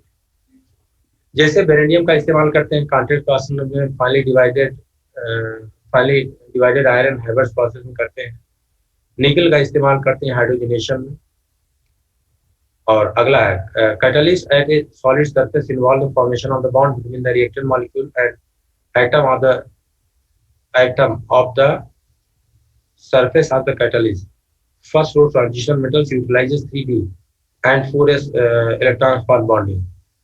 This has the effect on the increasing the concentration of the reactant at the catalyst surface and also weakening of the bond in the reacting molecule. The activation energy is lowering. Also, given the transition metal ions can change their oxidation state, becomes effective catalyst. अरे यार, adsorption नहीं देंगे क्या? Surface के ऊपर reactant को absorb करवाना, कहीं मिला तो था यार अभी। तो सरफेस ऑफ कैटलिस्ट लिखा है। Catalyst at a solid surface involve the formation of bond between the reactant molecule and the atom of the surface. अरे यार पता है, एब्जॉर्प्शन नहीं लिखा सर। चलो, इनमें कैटालिटिक प्रॉपर्टी का दो रीजन है। क्या? एक रीजन होता है वेरिएबल ऑक्सीडेशन स्टेट,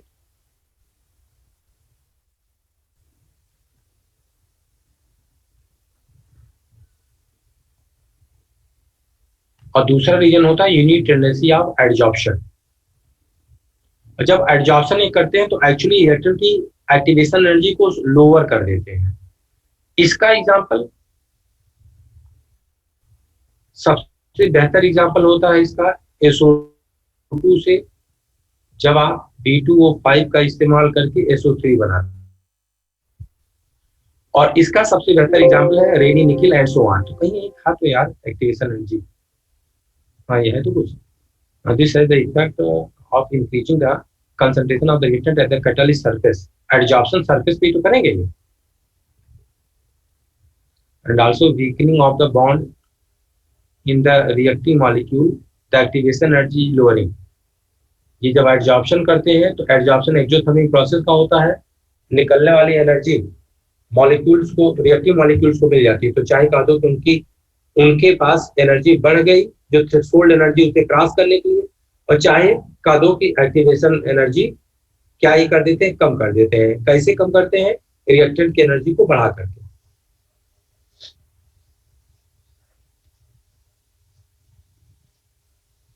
तो रिएक्टेंट की एनर्जी आप कोई पढ़ा होगा ना कहीं, यस सर, रिएक्टेंट है तो करेंगे। क्या आप पढ़ते हो? तो ये होता है ना कि था, और यहाँ क्या बन गया है? ये होता है, वो क्या कहते हैं, उसकी एनर्जी कम कर देता है। इसी एनर्जी को Activation। बोल रहे हैं, ये एनर्जी है, ये प्रोडक्ट में कब जाएगा? जब इस थ्रेशोल्ड को क्रॉस करें। यस तो अगर इसे हम कहीं से एनर्जी प्रोवाइड कर दें, इसे हम एनर्जी प्रोवाइड कर दें, तो यस सर। क्या करेंगे? एक्टिवेशन एनर्जी तक पहुंचने में इसकी हेल्प हम कर रहे हैं या नहीं? अगर इसे कहीं से एनर्जी हम दे दें, यस सर। और अगर एक बार ये एक्टिवेशन एनर्जी तक पहुंच गया तो जब बॉन्ड बन जाएगा तो ये प्रोडक्ट बन गया, और फिर जो एडिशनल अमाउंट ऑफ एनर्जी हमने दिया था वो क्या करेगी? स्केप कर जाएगी। Yes sir. तो ये जो एक्टिवेशन एनर्जी है, इसको ये कह रहे हैं लोअर कर दे रहा है, कम कर दे रहा है। कम क्या कर दे रहा है? इसको एनर्जी दे देता है। तो तुलनात्मक रूप से अगर बोले, अगर हम इसे एनर्जी दे देंगे, एडजॉर्प्शन के कारण इसकी एनर्जी ज्यादा हो गई, तो ये थ्रेशोल्ड को क्रॉस कर जाता है। Yes sir. अरे कुछ नहीं, बस दो चीज दिमाग में रखो, पचड़ी पढ़ो ही नहीं ये, और इनके एग्जांपल दिमाग में रखो जो इन्होंने एक दो एग्जांपल दे रहे हैं। और ये वेनेडियम वाला एग्जांपल तो आप पहले से जानते ही हो।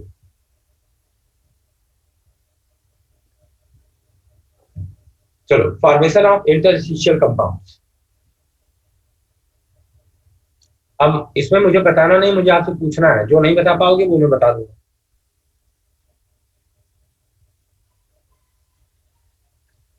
सबसे बताइए, सबसे पहले, चूंकि मैं इसको इसलिए बोल रहा हूँ ना कि इसको मैं कहीं कहीं कुछ कम ज्यादा अर्थों में मैं आपको नोबल गैसों के साथ बता चुका हूँ, जहां तक मुझे याद आ रहा है। तो सबसे पहले बताइए इंटरस्टिशियल कंपाउंड्स है। Sir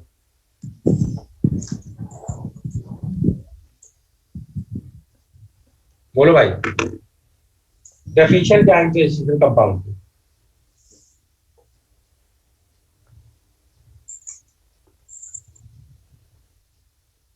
When small atoms are trapped inside crystal lattice. In the void shaft or in the interstitial space of metallic lattice, the resulting combination is known as interstitial compound. ठीक है, बोलो भैया। Yes, sir. ये आपके पास metal है, ये metal की lattice है, ये मेटल है, और अगर इस लैटिस के इंटरस्टिशियल स्पेस में वो दूसरे छोटे छोटे एटम्स आके फंस जाते हैं, तो अब जो कॉम्बिनेशन बना इसे नाम देते हैं इंटरस्टिशियल कंपाउंड। Yes, sir. ये जो स्मॉल एटम्स फंसते हैं वो कौन से लोग फंसते हैं बता चुके हैं। छोटे स्मॉल वाले छोटे लेते हैं और नॉन मेटल्स लेते हैं। हीलियम हो सकता है, कार्बन, हाइड्रोजन हो सकता है, बोरान हो सकता है, कार्बन हो सकता है, ETC इत्यादि। चलो प्रॉपर्टी को कंपेयर कर लो, ये भी बता चुके हैं, नहीं बताए होंगे तो यहाँ हो जाएगा। जब बताओ इन दोनों में से कौन हार्ड होगा? Interstitial compounds. ये कैसा होगा? हार्ड। किसका मेल्टिंग बॉइलिंग पॉइंट ज्यादा होगा? Interstitial compounds. मेल्टिंग पॉइंट और बॉइलिंग पॉइंट इसका क्या होगा? ज्यादा। किसकी रिएक्टिविटी ज्यादा होगी? Normal metal.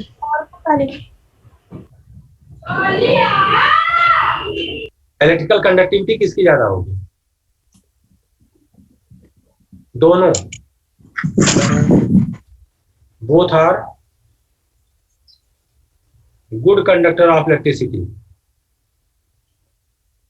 Of electricity, but metals are more efficient.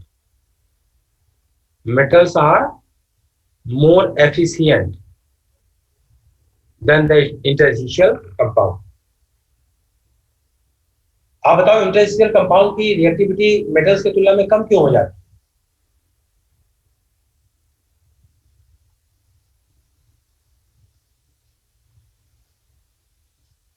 Interstitial compound की रिएक्टिविटी मेटल के तुलना में कम क्यों हो जाती है?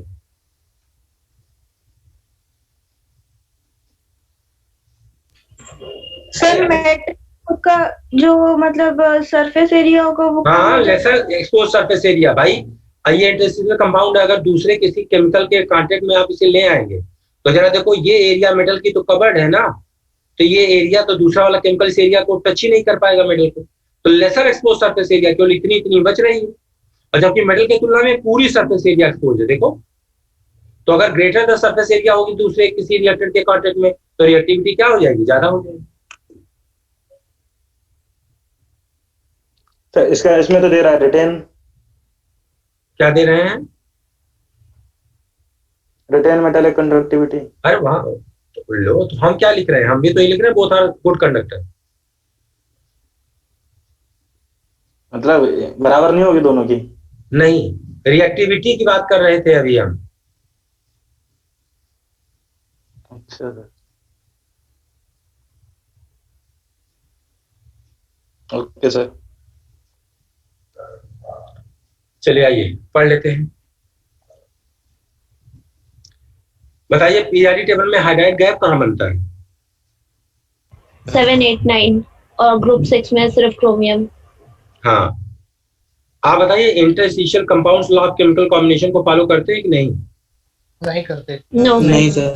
नहीं सर क्योंकि ये रियल में कोई कंपाउंड होते ही नहीं है। नहीं है, ये सिंपली ट्रैप हो जाते हैं, फंस जाते हैं पीरियड के अंदर, इलेक्ट्रॉन इन्वॉल्वमेंट के कारण कोई बॉन्ड नहीं बनता।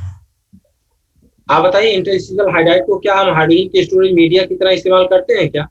Yes sir. Yes sir. अगर हम बोले कि इंटरस्टिशियल हाइड्राइड रिड्यूसिंग एजेंट की तरह काम करे, हाँ सही है सही। हाइड्रोजन सही है। यस और एडजॉर्प्शन की टेंडेंसी ट्रांजिशन मेटल्स में होती है, तो बिल्कुल कैटालिस्ट की तरह काम करेगा। सर एक बार हाइड्रोजन डिफिशियंट होते हैं हाइड्रोजन क्या सर, हाइड्रोजन डिफिशियंट भी होते हैं। डेफिशिएंट? Yes sir. रिच होंगे सर। अरे रिच क्या होंगे जब बांडे नहीं बनना? डेफिशिएंट और रिच होना तो डिपेंड करता है कि बांड नहीं, हाइड्राइड सर, हाइड्राइड। हाँ कह दिया है सर मतलब एक एग्जाम्पलर में क्वेश्चन था, इसमें करेक्ट इनकरेक्ट स्टेटमेंट बताना था। व्हाट्सएप पे भेज देना मेरे क्वेश्चन। ठीक सर। तो शायद वो स्टोचियोमेट्रिक फॉर्मूला जो है उसकी वजह से होगा क्या? Yes sir. और बाद में सर वो हाइड्राइड में है। सर वो एनसीईआरटी में दिया हुआ भी है क्या? कि जो मेटेलिक हाइड्राइड होते हैं वो हाइड्रोजन डिफिशियंट होते हैं। Hydrogen deficient? Yes sir. अच्छा भेजा सर? देखेंगे। हाँ बेटा ठीक। जैसे कि वेनेडियम वाला हमारा कंपाउंड बन रहा है तो सर इसमें पॉइंट में करके दिया हुआ है ना हाइड्रोजन होता है उसके लिए मैं बोल रहा हूँ। हाँ yes sir. Sir oxidation state के हिसाब से जो बनना चाहिए उससे कम बनना है ना तो जब सर? यहाँ ट्रू बॉन्ड बनता ही नहीं है, ये तो ये है ना कि जैसे मान लो वेनेडियम की साइज, अब अगर यहाँ एक हाइड्रोजन ट्रैप हो गई तो 4 वेनेडियम है, तो 4 वेनेडियम की तुलना में अगर देखेंगे तो हाइड्रोजन क्या है कि 0.25। मान लो 2 हाइड्रोजन ट्रैप हो गई है, तो अब 4 वेनेडियम की तुलना में जब कंपेयर करोगे तो ये क्या आ जाएगा 0.5।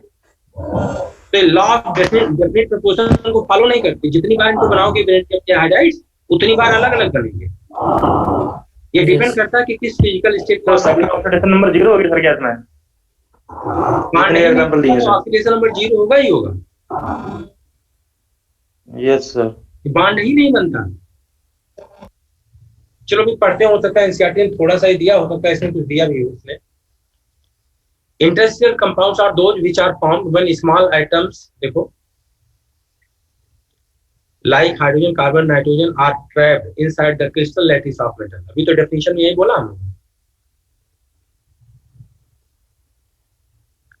हम लोगों ने हीलियम वूलियम सब ले लिया था, इन्होंने कुछ कमी लिया है। तो आप यहां हम लोगों ने क्या क्या ले लिया था? बोरान, हीलियम, कार्बन, हाइड्रोजन, इन्होंने बढ़ा दिया है, नाइट्रोजन भी ले लिया। अच्छा, they are usually non stoichiometric and neither typically ionic nor covalent। जैसे TiC, Mn4n, this and this, etc. The formation quoted do not, भैया, the formulas quoted, अरे इसको क्या पढ़ोगे बाबू? Coated sir. सर मतलब लिखे हुए जो सर जो फॉर्मूले लिखे हुए हैं Quoted do not of course correspond to the any normal oxidation state of the metal। Actual में जब बांडे नहीं बनता तो ऑक्सीडेशन स्टेट कहां से मैच करेगा? इसमें तो दे रहा है sir. Because of the nature of these composition, compounds are refer to, इनका ये नेचर जो कंपोजिशन का नेचर है, these compounds are referred as interstitial compounds. The principal physical and chemical characteristic of these compounds are as follows. They have higher melting point than those of pure metal. They are very hard. Some borides approaches diamond in hardness. They retain metallic conductivity, but lesser efficient than pure metal, and they are chemically inert. Sir rutile क्या होता है sir? Rutile बोलते हैं sir हम लोग। हाँ बेटा, sir synthetic rutile करके बोलते हैं ना सर? सर वही होगा क्या, डायमंड लाइक हार्डनेस वाला जो बोला है? रूटाइल तो टाइटेनियम का ऑक्साइड है। Yes sir. सर जो मेटालिक कंडक्टिविटी इनकी सर, उसमें हाइड्रोजन वाले में सर जैसे कि मेटल की कंपेयर कम कर रहा है, मतलब थोड़ा सा क्या इसमें है, क्या इनकी मेटेलिक कंडक्टिविटी मेटल से ज्यादा होती है। मतलब हाइड्रोजन में कम बता रहा है सर। हाइड्रोजन इस कंपाउंड में और हाँ सर, और इसमें क्या रहा है कि मतलब बराबरी है लगभग, मतलब नहीं, हाइड्रोजन कंपाउंड दिया गया है। सर Yes, उसमें sir. वही लिखा है कि less efficient as compare to parent. हाँ नहीं, वही है। दोनों इलेक्ट्रिसिटी के कंडक्टर होते हैं। उनका रीजन होता है कि मेटल इलेक्ट्रिसिटी का कंडक्शन क्यों करता है, ड्यू टू फ्री इलेक्ट्रॉन। तो अगर फ्री इलेक्ट्रॉन के कारण ही कंडक्टिविटी हो रही है, तो यहां भी देख लो, मेटल्स के इलेक्ट्रॉन सिर्फ मेटलिक बॉन्ड में इन्वॉल्व है और कहीं कोई बॉन्ड तो बना नहीं रहे। और सिमिलरली यहाँ भी सिर्फ अपने मेटलिक बॉन्ड में इन्वॉल्व है, इंटरस्टिशियल कंपाउंड जो बनता है उनके साथ इलेक्ट्रॉन का कोई इन्वॉल्वमेंट है नहीं। तो जितने इलेक्ट्रॉन्स यहाँ फ्री है उतने ही इलेक्ट्रॉन्स यहाँ फ्री है, इसीलिए दोनों की कंडक्टिविटी क्या होती है, ऑलमोस्ट सेम हो जाती है। लेकिन यहाँ कह सकते हैं कि फ्री फ्लोइंग इलेक्ट्रॉन उतने नहीं हो सकते। क्यों? क्योंकि बीच बीच में कहीं कहीं दूसरे एटम्स हैं, तो इलेक्ट्रॉन का मूवमेंट उतना स्मूथ नहीं हो पाएगा जितना मेटल्स के केस में होता है। इसीलिए इसे क्या बोल दिया, lesser efficient in comparison to parent metal.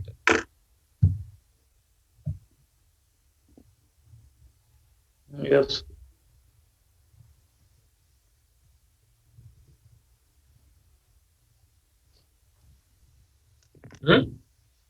Yes sir. चलिए, एलॉय फॉर्मेशन, पहले इसे भी सुन लो क्या है। सारे एलॉय बेटा दो तरीके के होते हैं।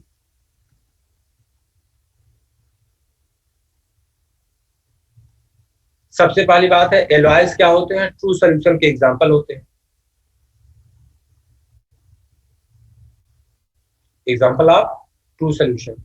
बस फर्क क्या होता है, यहां सॉल्यूट और सॉल्वेंट दोनों कैसे होते हैं, सॉलिड। सॉल्यूट भी सॉलिड है और सॉल्वेंट भी सॉलिड है, अमलगम को छोड़कर।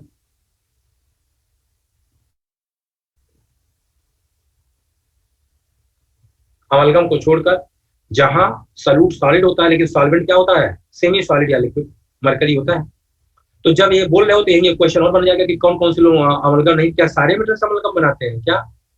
तो है तो ऐसे बहुत से, लेकिन तीन हमारे जो सीरीज से हैं उनको हम दिमाग में रखते हैं। क्या?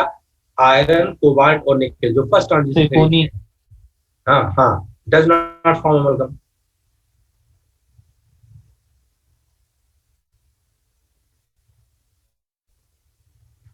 और बाकी फर्स्ट ट्रांजिशन सीरीज के जितने एलिमेंट्स हैं वो सारे के सारे, और एस ब्लॉक के जितने मेटल्स हैं वो सारे के सारे अमलगम का फॉर्मेशन करते हैं। तो सबसे पहली बात, एलॉयज क्या है, ट्रू सॉल्यूशन है। यहाँ सॉल्यूट और सॉल्वेंट दोनों सॉलिड होते हैं, अमलगम को छोड़ करके। अमलगम में सॉल्वेंट जो है सेमी सॉलिड या लिक्विड होता है, सॉल्यूट सॉलिड होता है। क्या सारे लोग अमलगम बनाते हैं? ट्रांजिशन मेटल्स के फर्स्ट सीरीज की बात करें तो आयरन, कोबाल्ट नहीं बनाता। इसके अलावा फर्स्ट ट्रांजिशन सीरीज के सारे और एस ब्लॉक के सारे लोग अमलगम का फॉर्मेशन करते हैं। अब एलॉय को हम दो पार्ट में डिवाइड करते हैं। हम बोलते हैं सब्स्टिट्यूशनल एलॉय एंड इंटरस्टिशियल एलॉय। अंतर क्या है? अंतर है कि सब्स्टिट्यूशनल एलॉय की बात करें, मान लो हमारे पास एक मेटल है और हमारे पास एक दूसरा मेटल है। ये मेटल ए है, ये मेटल बी है। जब एलॉय बनाएंगे तो सबसे पहले इन दोनों को पिघलाते हैं, और जब इन दोनों को पिघलाएंगे तो इनकी जो भी लैटिस है मेल्ट कर जाएगी, इनकी लैटिस डिस्ट्रॉय हो जाएगी, बिगड़ जाएगी। और जब लैटिस डिस्ट्रॉय हो जाएगी, सब आपस में मिक्स हो गए, तो हमने ठंडा होने के लिए छोड़ दिया। अब जब इनकी कूलिंग होगी, तो अब जब कूलिंग होगी तो मेटल बी चाहेगा अपने पुराने वाले लैटिस को रीगेन करना, और मेटल ए चाहेगा अपने पुराने वाले लैटिस को रीगेन करना। लेकिन अब अकेले अकेले नहीं है, दोनों मिक्स है। तो इसका मतलब जो नई लैटिस मिलेगी वह ए और बी से डिफरेंट हो जाएगी। अब ए और बी से डिफरेंट कई तरीकों से हो सकती है। जैसे हो सकता है कि ये दो एटम बी के आ गए तो दो एटम्स ए के आ गए, हम इस तरीके से बन गए ना। ये भी कुछ भी अरेंजमेंट हो सकता है। तो अब इसे हमने क्या बोल दिया, ये क्या हमारा हो गया है, एलॉय। प्रश्न उठता है इसे हम कौन सा एलॉय बोलेंगे? सब्स्टिट्यूशनल बोलेंगे। क्यों? क्योंकि अगर हम प्लेस को चेक करें तो जरा देखो यहाँ इस वाले प्लेस पे पहले कोई और मेटल था और अब देखो मेटल ए आ गया है। इस वाले प्लेस पे पहले कोई और मेटल था, अब देखो मेटल ए आ गया है। तो मेटल ए ने क्या किया? मेटल बी का सब्स्टिट्यूशन कर दिया। यहाँ जो मेटल बी था इसका सब्स्टिट्यूशन कर दिया मेटल ए ने। इसको बोल रहे हैं सब्स्टिट्यूशनल एलॉय। लेकिन वहीं अगर मान लो हम जो इसमें दूसरा वाला मिला रहे हैं बी के साथ ए, और जो ए मिला रहे हैं वो ये, अब क्या होगा? अब क्या ये लैटिस बनेगा? नहीं बन पाएगा। क्यों नहीं बन पाएगा? मान लो ये तो ठीक है, ये बी है,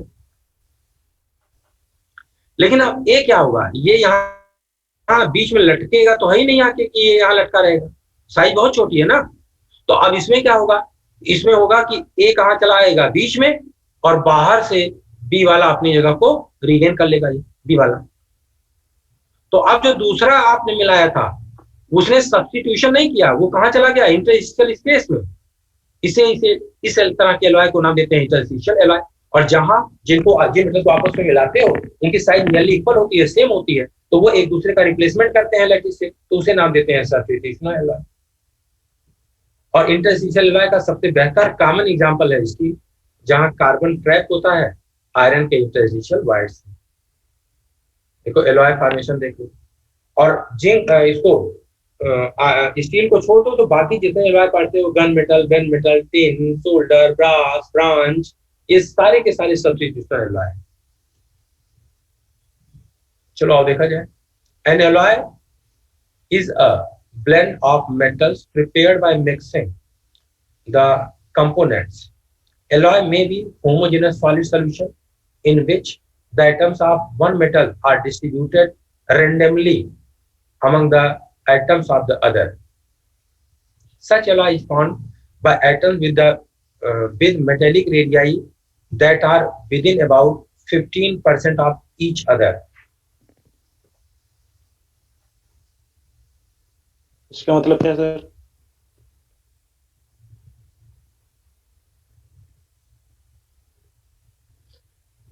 पूरा पढ़ लेने दो, देखो तो कुछ अभी मिल लेगा। सर 15 मतलब सर 15% छोटा है, बड़ा हो सकता है। देख लेते हैं। Because of the similar radii and other characteristic of transition metals, alloy are radially formed by these metals. The alloys so formed are hard, have often high melting point. The best known are ferrous alloy.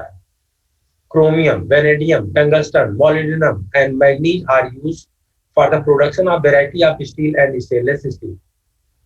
Alloy of transition metals with non-transition metals such as brass, bronze are also considerable industrial importance. अच्छा, आई बस, बहुत सही भाई, इसने तो और कुछ बोला ही नहीं यार, ये केवल सब्स्टिट्यूशनल एलॉय की बात कर रहे हैं। चलो भाई, ये सब्स्टिट्यूशनल एलॉय बनाने के लिए क्या करें कि दोनों मेटल, दोनों जिनको मिला रहे हैं उनकी साइज कैसी होनी चाहिए? नियरली इक्वल होनी चाहिए, या फिर साइज में अंतर भी है तो मैक्सिमम कितना है? 15% का अंतर। लेकिन ऐसा नहीं हो सकता एक आयरन हो गया दूसरा कार्बन हो गया और अब सब्स्टिट्यूशनल एलॉय नहीं बनेगा। अब कैसा बनेगा? Interstitial alloy.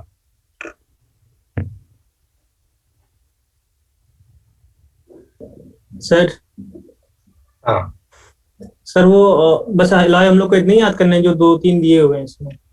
यार कुछ एलॉयज सर एक बार पेपर में न्यूलाइट वाली मॉडल में सर बेल मेटल करके, मतलब कई दूसरे आए थे सर।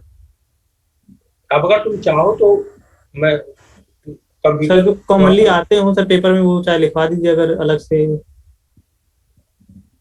नीट वाले पेपर में तो बहुत एलॉय नहीं पूछेगा, यहाँ वाले जो सीपीएमटी और दुनिया भर के ये होते थे एएफएमटी। सर अगर इम्पोर्टेंट हो तो बता दीजिए, मतलब नहीं तो मत बताइए सर। तो चलो हम देखते हैं 8-10 एलॉय जो एम्स या नीट में पूछे गए हैं, वो ईयर वाइज होंगे, पढ़े होंगे, तो ऐसे होंगे तो 8-10 एलॉय में फिर आपके ग्रुप पे पोस्ट कर दूंगा। Yes sir. कम से कम एनसीईआरटी में जिनका जिक्र किया उतना तो हमें एनीहाउ याद ही रखना है। Yes sir. Yes sir. अरे बाप रे, अभी ऑक्साइड ने पीछा नहीं छोड़ा। चलो भाई, ऑक्साइड एंड ऑक्सीडेंस ऑफ मेटल। देखो बच्चा। सर हाँ, सर इसके बाद ही क्लास है। नहीं तो मेरी क्लास हो गई क्या? Yes sir. कब हुई भैया? सर 4:30 हो गया। 4:30 अभी अभी हुई। अरे मेरी कोचिंग में 5 बजे से क्लास है यार। कितना बज रहा? 4:30। 4:30। ओहो, बहुत सही बेटा। नहीं तो हमारी 5 बजे से कोचिंग आप में, तो चलो मैं मैसेज कर देता हूँ बेटा, 15 मिनट लगेंगे, 10 मिनट लगेंगे। ऑफलाइन वाले तो गदर काट देंगे अभी वहाँ बैठे होंगे। चलो ठीक है, धन्यवाद यार। हमको यहाँ 10-15 मिनट कोचिंग जाने में लग जाएगा यार। सर वो हाइड्रोजन वाला भेज दिया हूँ आपको। अच्छा, व्हाट्सएप कर दिया? Yes sir. और यार वो आप लोगों ने व्हाट्सएप नहीं किया कल जो मैंने बोला था, वो ऑक्सीडेशन नंबर में जितना लिख पाया कर दोगे ना? बायो वाली सर पोस्टपोन हो गई थी आज तो। हैं? वो बायो 2:30 वाली बजे। तो सर इसके बाद अभी क्लास। मेरे वाले पे कर दो ऑक्सीडेशन नंबर जो मैंने लिख पाया था आपको। Yes sir. अगर कर दोगे तो आज जो पढ़ाया है इसका भी मैं पॉइंट्स मैंने ना बोला आप लिख लेना, मैं जान रहा हूँ, तो अपने रिवाइज करते समय लिख लोगे अच्छी बात है, और नहीं तो ये सब पॉइंट्स मुझे बना के फाइनली समराइज करने पड़ेंगे, काम नहीं चलेगा। जब इतना मेहनत किया है तो कम से कम टारगेट नाम लेके बोल दीजिए सर। अगर कोई क्वेश्चन आ जाए तो बाकी दुनिया के सही ना हो कोई मतलब नहीं, हमारे सही हो जाए। Yes sir. सर इससे आवाज है तो मजा आ जाएगी। इसको बेटा, इससे क्वेश्चन जब आता है तो प्राय लोग हाँ ठीक है सर। लेकिन सर वो अब आएगा नहीं ना सर, हम लोग पढ़ लिए तो नहीं, नहीं आता है, आता ऐसा नहीं है। तुम पिछले 5 साल का उठाओ देखो। अब ये है अलग सर, सब- इस पे डॉक्टर पोटेंशियल पर तो डीप एनसीईआरटी से आ जाए इससे। हाँ यार अब तो आ ही रहा, अब तो देख लो ना, अब तो जब उनको कंपाउंड्स भी हटाना है, कंपाउंड से कम क्वेश्चन पूछना, तो पिछली बार तो सर वही सीधा वाला आया था सर, Fe2+ शायद वाला आया। नहीं, वो हम ये नहीं कह रहे। एक्चुअली सुनो, सिलेक्शन वो सीधे वाले डिसाइड ही नहीं करते, जो 10 वाले 10% टेढ़े आते हैं, 20% वही Yes, सिलेक्शन sir. डिसाइड करेंगे। तो Yes, सीधे sir. पूछेंगे यार। और अगर उन्होंने कंपाउंड्स वगैरह एक्सक्लूड कर दिया है तो उनकी मजबूरी है, हमें सबसे क्वेश्चन पूछना पड़ेगा, क्योंकि बाकी बचा क्या चैप्टर में? General Yes, property. रिड्यूस आया सिलेबस क्या पेपर में? अरे AITPL वालों में देखो कि जो रिलेटेड क्वेश्चन था उससे इक्का दुक्का क्वेश्चन आए थे। Yes sir. ये सर रिड्यूस ही रखेंगे। सर केमिनो4 वगैरह नहीं पढ़ाएंगे सर? नहीं, क्यों नहीं पढ़ाएंगे यार? अरे जब मेटलर्जी पूरा चैप्टर हट गया, जब उसे रिवाइज करवाने के लिए तैयार है तो केमिनो4 क्यों नहीं पढ़ाएंगे? Yes sir. उसका तो सर हर चैप्टर में यूज है सर। हाँ, नहीं अब समय नहीं लगेगा। हमें लग रहा है कि तुम एक जगह केवल हम लोग को समय लगना है, तो पंगा हम लोगों ने निपटा लिया, लैंथेनाइट का इलेक्ट्रॉनिक कॉन्फ़िगरेशन में बस, और एप्लीकेशन। उसके बाद इस चैप्टर में कोई नहीं। कल तुम देख लेना केमिनो4 वगैरह सब तुम्हारा खत्म हो जाएगा। इसमें हार्डली कल और परसों में खत्म हो जाएगा।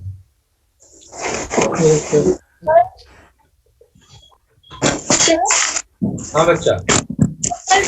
लेकिन आप क्लास लगवा लीजिएगा अपनी। नहीं, जो आप लोग का शेड्यूल है उसको चेंज नहीं कर सकते। आप लोगों का शेड्यूल शायद सर ने बनाया है और स्ट्रिक्टली है कि उसे चेंज नहीं करना है। वैसे क्लास लगवा ले तो खुश हो जाते हैं, क्लास हटवाने पे नाराज होते हैं। लेकिन नहीं रखता ना क्लास यार, कल हो जाता ना तो परसों तक ये होता कि DF कल क्लास नहीं सर आपकी? नहीं, कल टेस्ट लेना, तो टेस्ट के पहले शायद जिस दिन टेस्ट होता है आपकी क्लास होती है, नहीं होती, कुछ है ऐसा पंगा। Yes sir. Yes sir. Sir रोज ही टेस्ट हो रहा है। तो कल होती ना तो कल करीब करीब ये अपना DF समाप्त हो जाता, थोड़ी बहुत बचता तो बचता। सर ऐसे तो बहुत लंबा जाएगा, पूरा पहले चला जाएगा, कोर्स ही नहीं पूरा होगा। Yes sir. अरे यार, उधर जो जब हम लोगों की बात हुई थी, अगर उस समय क्लास जो 2-3 दिन हट गई थी, ना हटी होती, तब तक हम आपके क्लास से बाहर आ चुके होते। सर कई दिन तो हम लोग की 2 क्लास लगी है सर दिन में। और सर टेस्ट होता रहेगा, फिर से क्लास तो कैंसिल भी होती रहेगी। नहीं, उसका रीजन था जो 2 लगे थे। मुझे दूसरे बैचों में उसमें इंगेज बॉस ने किया था, तो इन्होंने कहा कि ऑनलाइन। अच्छा, पहले था कि दीपावली में से दीपावली का रही, होली में एक दिन की छुट्टी देंगे, बाकी आपको 2 दिन पढ़ाएंगे, फिर बाद में बॉस ने चेंज कर दिया। तो चलो खैर,